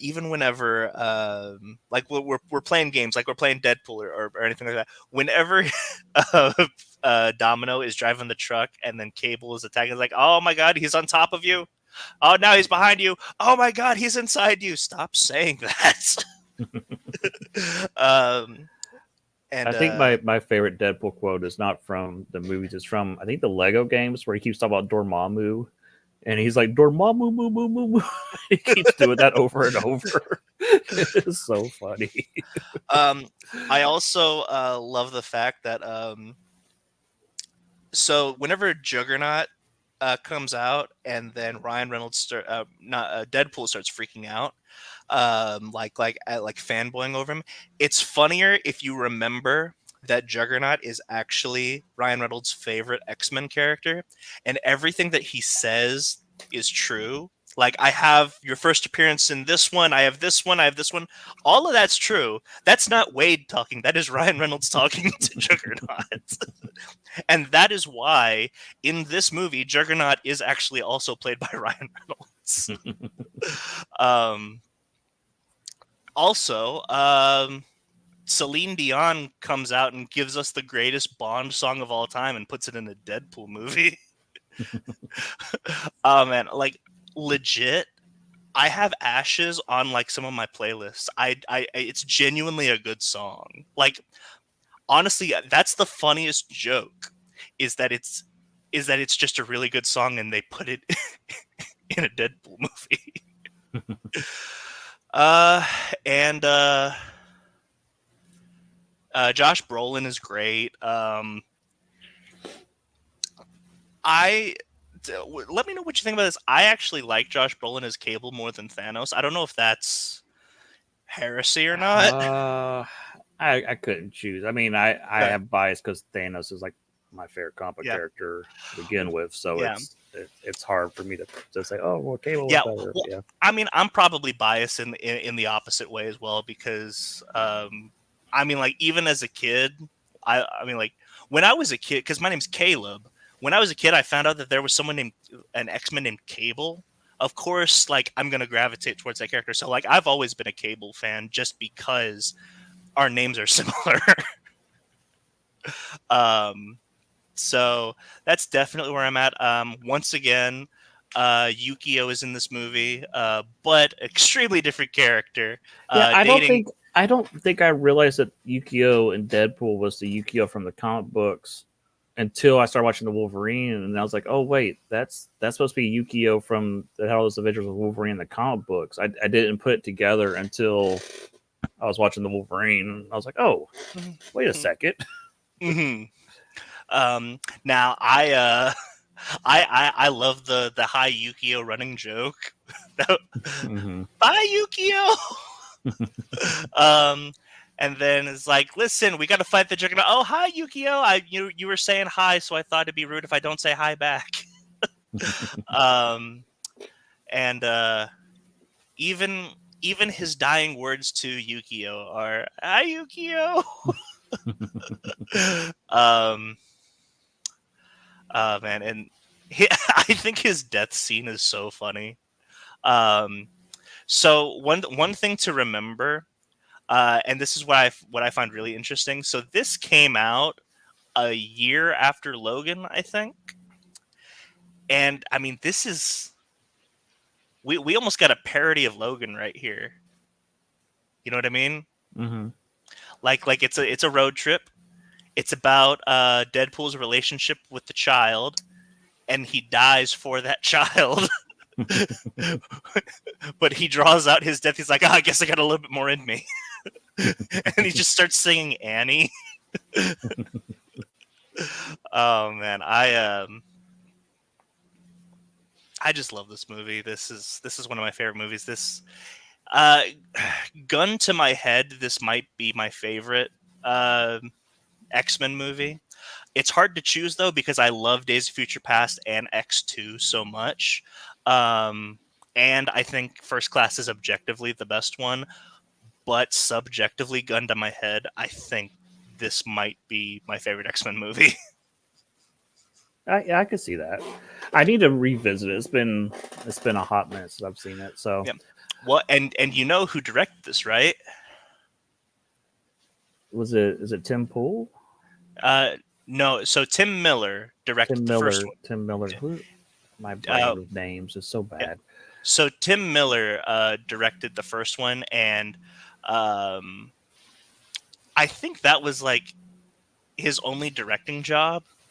And he was just like, I don't know what else Tim Miller does, honestly. Like, I only know him from Deadpool, but who directs Deadpool 2 um, is David Leitch. Um, and he directed Atomic Blonde. Bullet Train, and The Fall Guy. And he also co-directed the first John Wick movie with Chad Stahelski. Gotcha. Uh, so um, just a director that I love, and honestly, you can definitely, if you look at Deadpool 2 now after watching Bullet Train, you're like, oh yeah, I see it. Uh, Yeah. which also it so it Vanisher. Yeah. So Vanisher is Brad Pitt, and then you go to a Brad Pitt movie, and then there's a wild, random Ryan Reynolds at the end of the movie. Right. Right. Yeah. Like it's great. Now I believe isn't it is Sean Levy doing Deadpool and Wolverine? I want to say yes, and it sounds like he Oops. might be doing the next Avengers movies. I'm hearing something, some rumblings about that. Let's see. So yes, this is Sean Levy. So this is not only the third in the Deadpool trilogy, but this is also the third in the Sean Levy working with Ryan Reynolds trilogy because he directed Free Guy and The Hmm. Adam Project, which Yeah, I we know will. one of those movies. Yeah. So we've talked about Free Guy. The Adam Project I never saw. I think that one's a Netflix movie. I think so. Yeah. Yeah. Stars Ryan Reynolds and oh, Mark Ruffalo. Look at that. He keeps popping up in this show. Yeah. We keep as much as we try to get rid of him, he just keeps popping back up. Jennifer Gardner. Ooh. Jennifer Garner, she was in 13 Going on 30 with Mark Ruffalo, right? Oh my God, what's happening? Yeah.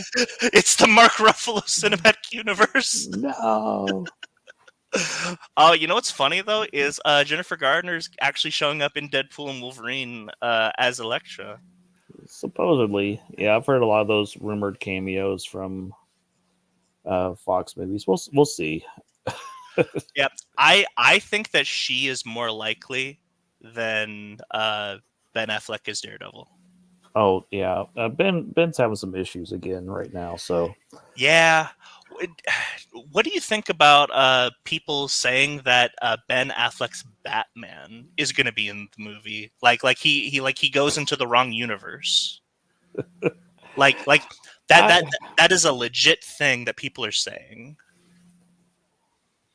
I you know I every fiber in my being wants to say it's false. However, there was a Batman joke in Chippendale Rescue Rangers movie from last year, and Marvel and DC are teaming back up to reprint the omnibuses this year for Marvel vs. DC. Yeah. So, could it theoretically happen? Yes. Is it going to happen? No.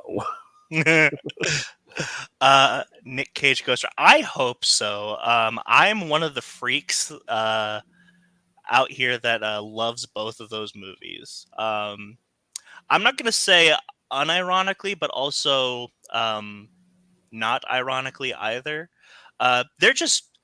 They're dumb movies, and they know they're dumb movies. So like, why do we criticize them as they're supposed to be art whenever they're just watch them as a Mad Max movie? Deadpool made yeah, he did make the DC. Oh, you're so dark. You from the DC universe? Now, the other thing is, I've heard that DC was not happy when they did the Green Lantern joke in Deadpool 2, which makes me think that it's very unlikely Deadpool 3 would, that they would patch things up for Deadpool 3. But again, Uh, who knows?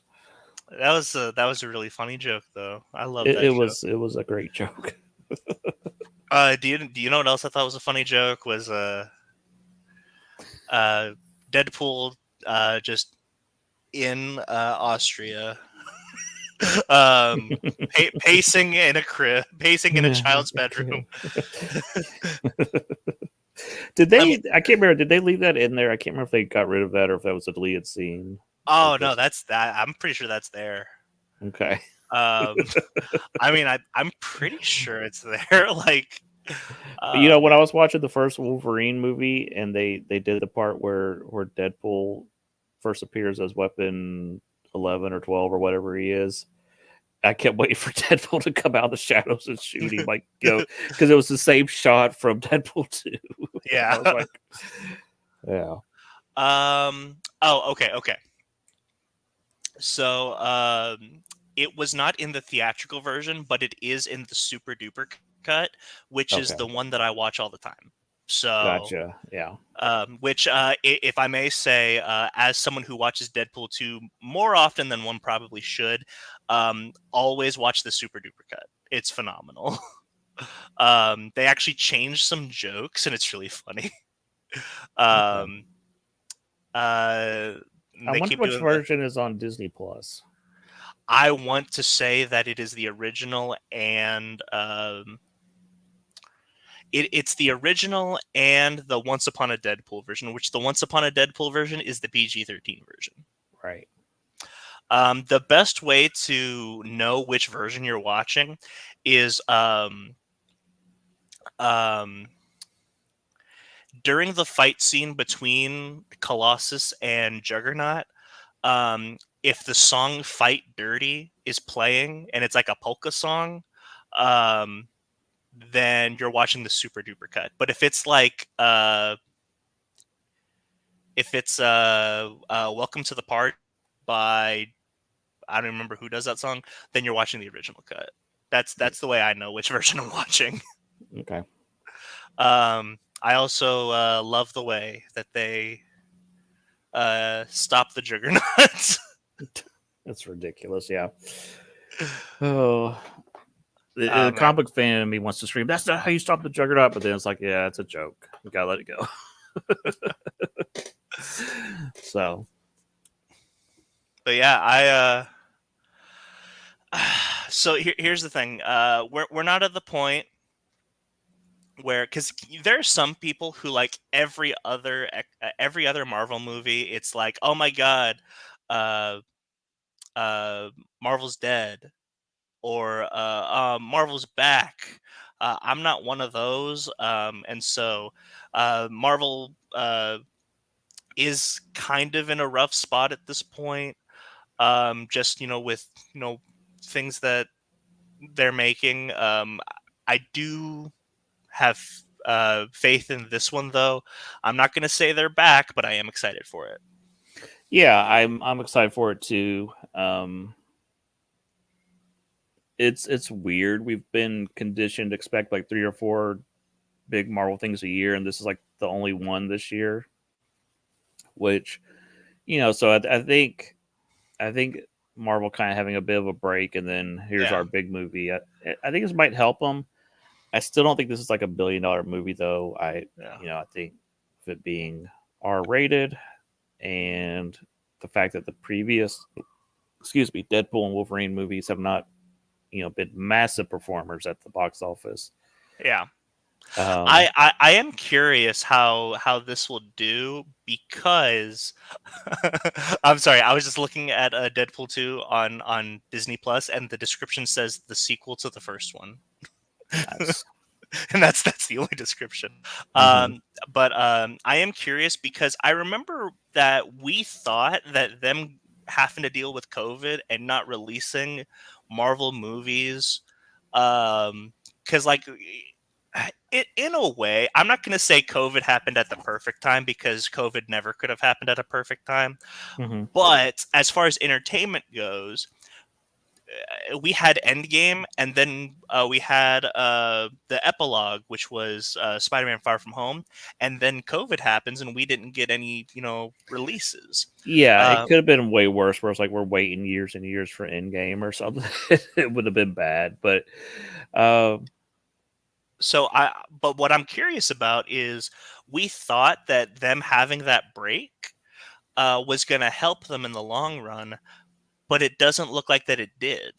And so for them only releasing Deadpool and Wolverine this year, I'm curious how that is going to affect the studio in the next year or so. I'm curious too. I think part of the biggest problem is that Marvel announced everything way too soon, and so it feels like we've been waiting for the next Avengers movie for years, or Blade for years and years, and it's just Oh, or I Fantastic Four, or all this stuff. I am just waiting for I'm waiting for the headline, Marvel Studios and Mahershala Ali have parted ways due to uh, There's lots of creative rumors differences. going on that that's already happened. We'll see, Yeah, because they have rewrote and rewrote and rewrote that movie, which makes no sense at all. It's a Blade movie. It's not Shakespeare.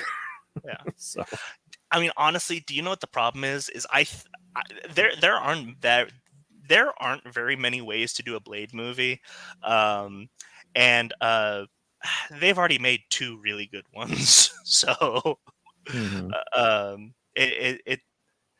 it's kind of hard to it's kind of hard to be creative with a character like Blade, because there's only so much you can do with that character. Yeah, that is true.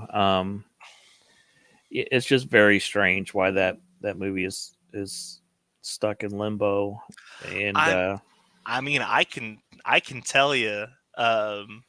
I can tell you why it's stuck in limbo, and obviously I've made myself clear that I don't typically like to pay attention to what people say outside of the movies about their intentions and whatnot. I just want to see the end product.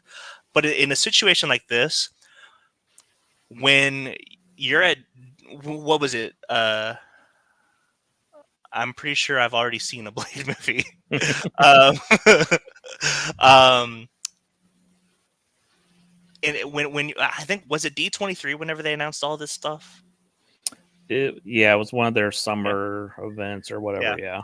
Let's just say it was D23. When you come out to D23 and you're like, and when Academy Award winner Mahershala Ali comes into your office and says, "I want to make a Blade movie," you make a Blade movie, and then that if that's how you announce it, that's of course it's going to be stuck in limbo. It was never on the table until someone brought it up. Yeah. Like you weren't gonna do a Blade movie unless Mahershala Ali came in and asked for one. Yeah. It, I don't know. I Because I think part of the fun and excitement of the Marvel universe was, oh, what are they going to do next? And we've known what they're going to do next for 5 years, and we're just waiting. And Yeah, and that's the unfortunate thing. Is um,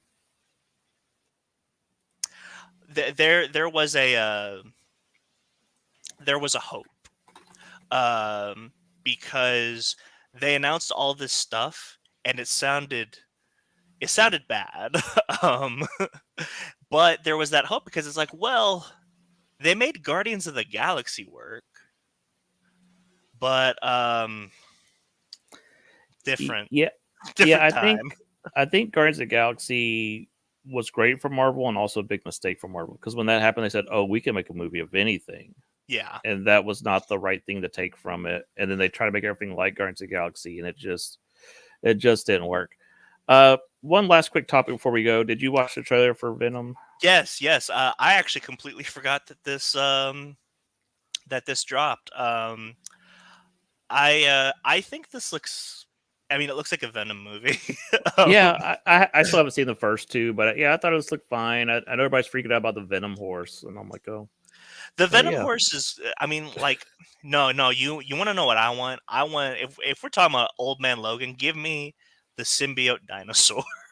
That's what I yeah, want. yeah. Um, I am a little disappointed because I think it is becoming. It is obvious that this is going to be a toxin movie, and man, do I wish it was null.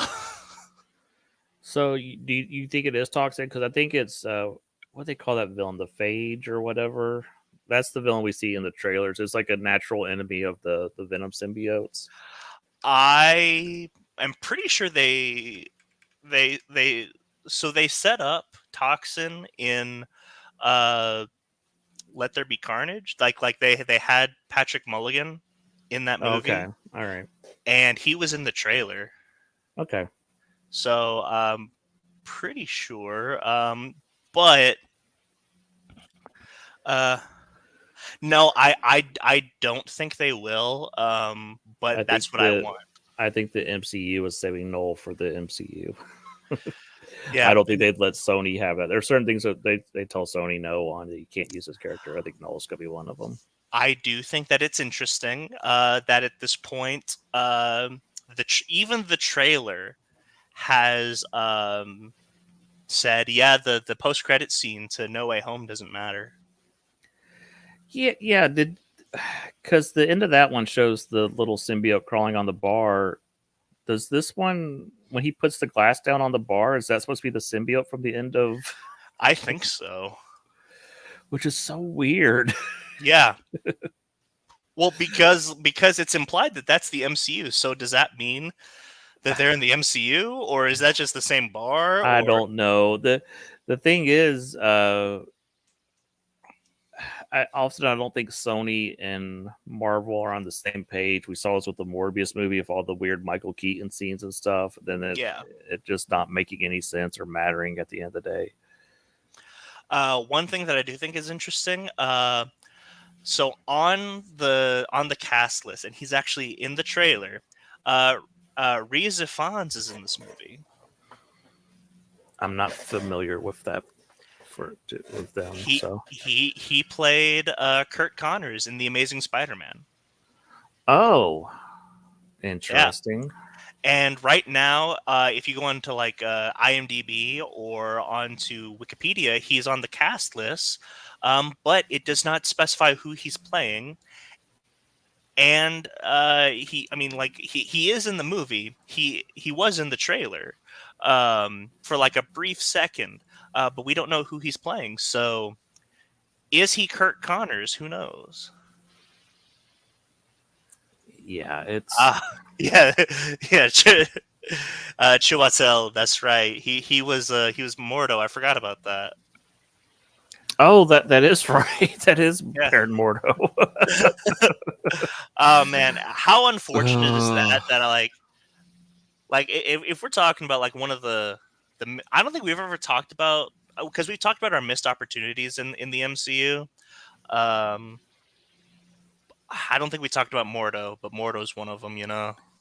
the opening scene of what was that movie? Multiverse of Madness was supposed to be the death of Baron Mordo. I think like Scarlet Witch killing him or something, and they removed it for whatever reason. So yeah, Baron Mordo, I thought was one of the more interesting parts of the first Doctor Strange movie. So yeah, Yeah. Let's see. They found us. So I have that same thought. And I do think it is a bunch of symbiote coming for war. My only thing is like I want it to be null. I don't think it will be, but I want it to be. That's really where I'm at. Um, I don't know. Can you do null without the necro sword? sure. Yeah, Mm, that's not a major. I mean, it is part of the comic, but it's not a major deal breaker. yeah. I also am curious as to why it's called The Last Dance. Obviously, it. So, the best way to watch the Venom movies is that they're romantic comedies. That's just how you watch the Venom movies. And so, The Last Dance, Till Death Do They Part. Like, I get all of that, but it's also interesting that they call it The Last Dance because very famously there's a Michael Jordan documentary called The Last Dance that everyone was obsessed with a couple years ago. And so I'm like, is this a Michael Jordan reference? Yes, it's yeah. Venom puts on his Air Jordans and Yeah. he pumps them up and yeah. Um, yeah, I you would think this is going to be the final Venom movie, but also it's like, well, what else does Sony have that they're allowed to do? So Um actually would be that would be an interesting topic, like Venomized Michael Jordan. Oh my god, yes. Oh man. You know what? I'm surprised that like you remember back in the day whenever sports games would like have like random guest characters like like Scorpion from Mortal Kombat or Bill Clinton? NBA Jam, yeah, Yeah. yeah. Like how did like 2K whenever whenever like the first Venom movie came out, or whenever Spider-Man 3 came out, like how did we not get Venom playing basketball? Like that seems like I'm not even joking. That seems like something that they would do. um, but no, an interesting topic, because we've talked about things that we want to see in the MCU and what like, and this would be more like a challenge for us if we were given the Sony universe of Spider-Man characters. What would we do with them? And we can't say give it to Marvel. Like that's the only caveat. We can't give it to Marvel. We have to do something with it. Yeah, I think I've said before, I just want like a Daily Bugle type show where it's almost like called like the Web of Spider-Man, where they're just doing like little short anthology stories about the different characters in this, like, oh, here's a story about Dr. Octopus, here's a story about Electro, and because they really can't, for the most part, have a whole movie dedicated to them. But I think if you do like little short stories about them, I think it could be interesting. What other anti-heroes have they not done yet? Cardiac. I mean, there's a bunch of like little one-off Spider-Man characters like Solo and stuff. There's like, or Paladin, or these characters that no one knows about. I think Silver Sable is probably like the biggest one they haven't touched. I remember they were going to. Yeah, but they were pairing her up with Black Cat, which made no sense. I think Black Cat's probably the biggest character they haven't touched. It had a cool name though. I think it was gonna be called Black and Silver. That's a because I've always thought that if you come out with a buddy like James Gunn, if you're out there and you're planning your Booster Gold movie, put Blue Beetle in it and call it Gold and Blue, or Blue and Gold, or whatever. Like it's right there. Get your boy Chris Pratt to play Booster Gold. People will love it. Actually, no. Get Glenn Powell to play Booster Gold, and get Chris Pratt to play Ted Cord. Yeah, that's my pitch right there. I'll take my check now, James. This is good. I like it. Superior Spider-Man movie. That would be dope. How do you do that without mentioning Peter Parker? Mm-hmm. I don't know. But yes, that would be really cool. I'm still curious as to what I am so curious as far as what they're allowed to do, because Sony does own the rights, right? So they technically should be able to do whatever they want. So like if they wanted to, like they're putting Rhys Ifans in Venom, Venom: The Last Dance. If they want to finish off Andrew's Spider-Man trilogy, I think they are within their rights to do that. It's such a gray area. I don't know. Yeah. We don't know what the contracts say or what the deal is. I don't see, like, to me, they should just let Andrew Garfield just do whatever Spider-Man movies he wants over in Sony, and that'll be their Spider-Man, and then Marvel has the Tom Holland Spider-Man, and that's that. And and here's the thing, we are away from the we are far and away from the days of the bat embargo. For those of you who don't know what the bat embargo is, if someone was being used in the movies, the cartoons could not use them. Mm-hmm. So like the reason that the Batman did not have characters like Scarecrow or Two-Face is because they were in Christopher Nolan's Batman movie, because studios were afraid that audiences would get confused. And we won't say the name of the group, but like Arrow was using Task Force X, and then they had to stop because the movies came out. Yes, and which was really annoying. Yeah, because they were my favorite part. I mean, I actually like Will Smith as Deadshot, but man, Arrow's Deadshot was way better. Um, and so stuff like that. And here's the thing, I I think we're closer to the point where people recognize that there are different interpretations. Um, there still are people who think that Batman Begins is a prequel to Tim Burton's movies. I've met them. um, and oh man, the Batman confused the crap out of them. Uh, but I think we're at the point where we can have two Spider-Man movies and people know, because specifically we have a multiverse movie that explains Yes, that. yeah, it's been explained now in universe, so there's no reason why you can't do Yeah, yeah.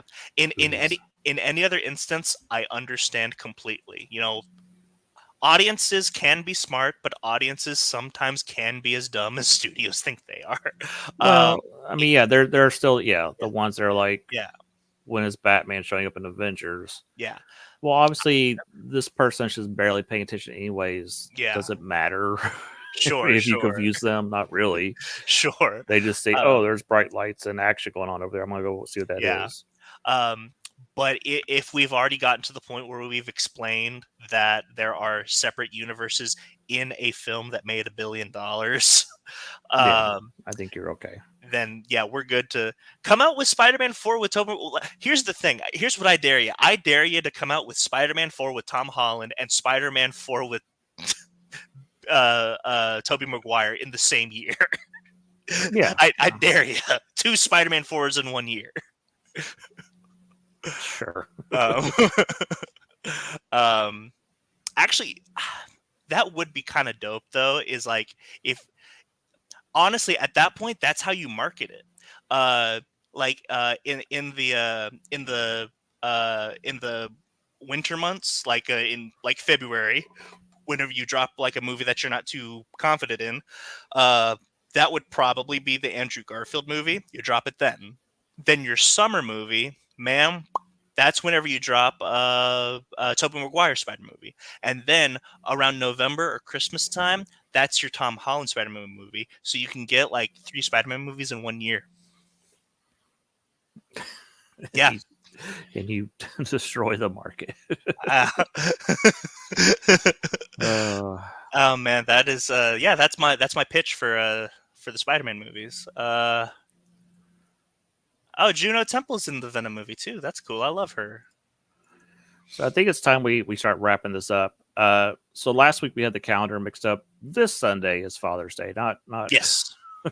So this upcoming week will be a pre-recorded show. I will be out of town, so we'll do a pre-recorded show, and we'll figure out the topic later this week. But there's lots of pop culture announcements going on almost daily, so I'm sure we will have plenty to talk about next week. But Mhm. until then, I've been Final Monkey, And I'm Caleb. and we'll catch you next time in the Shark Pond. See ya.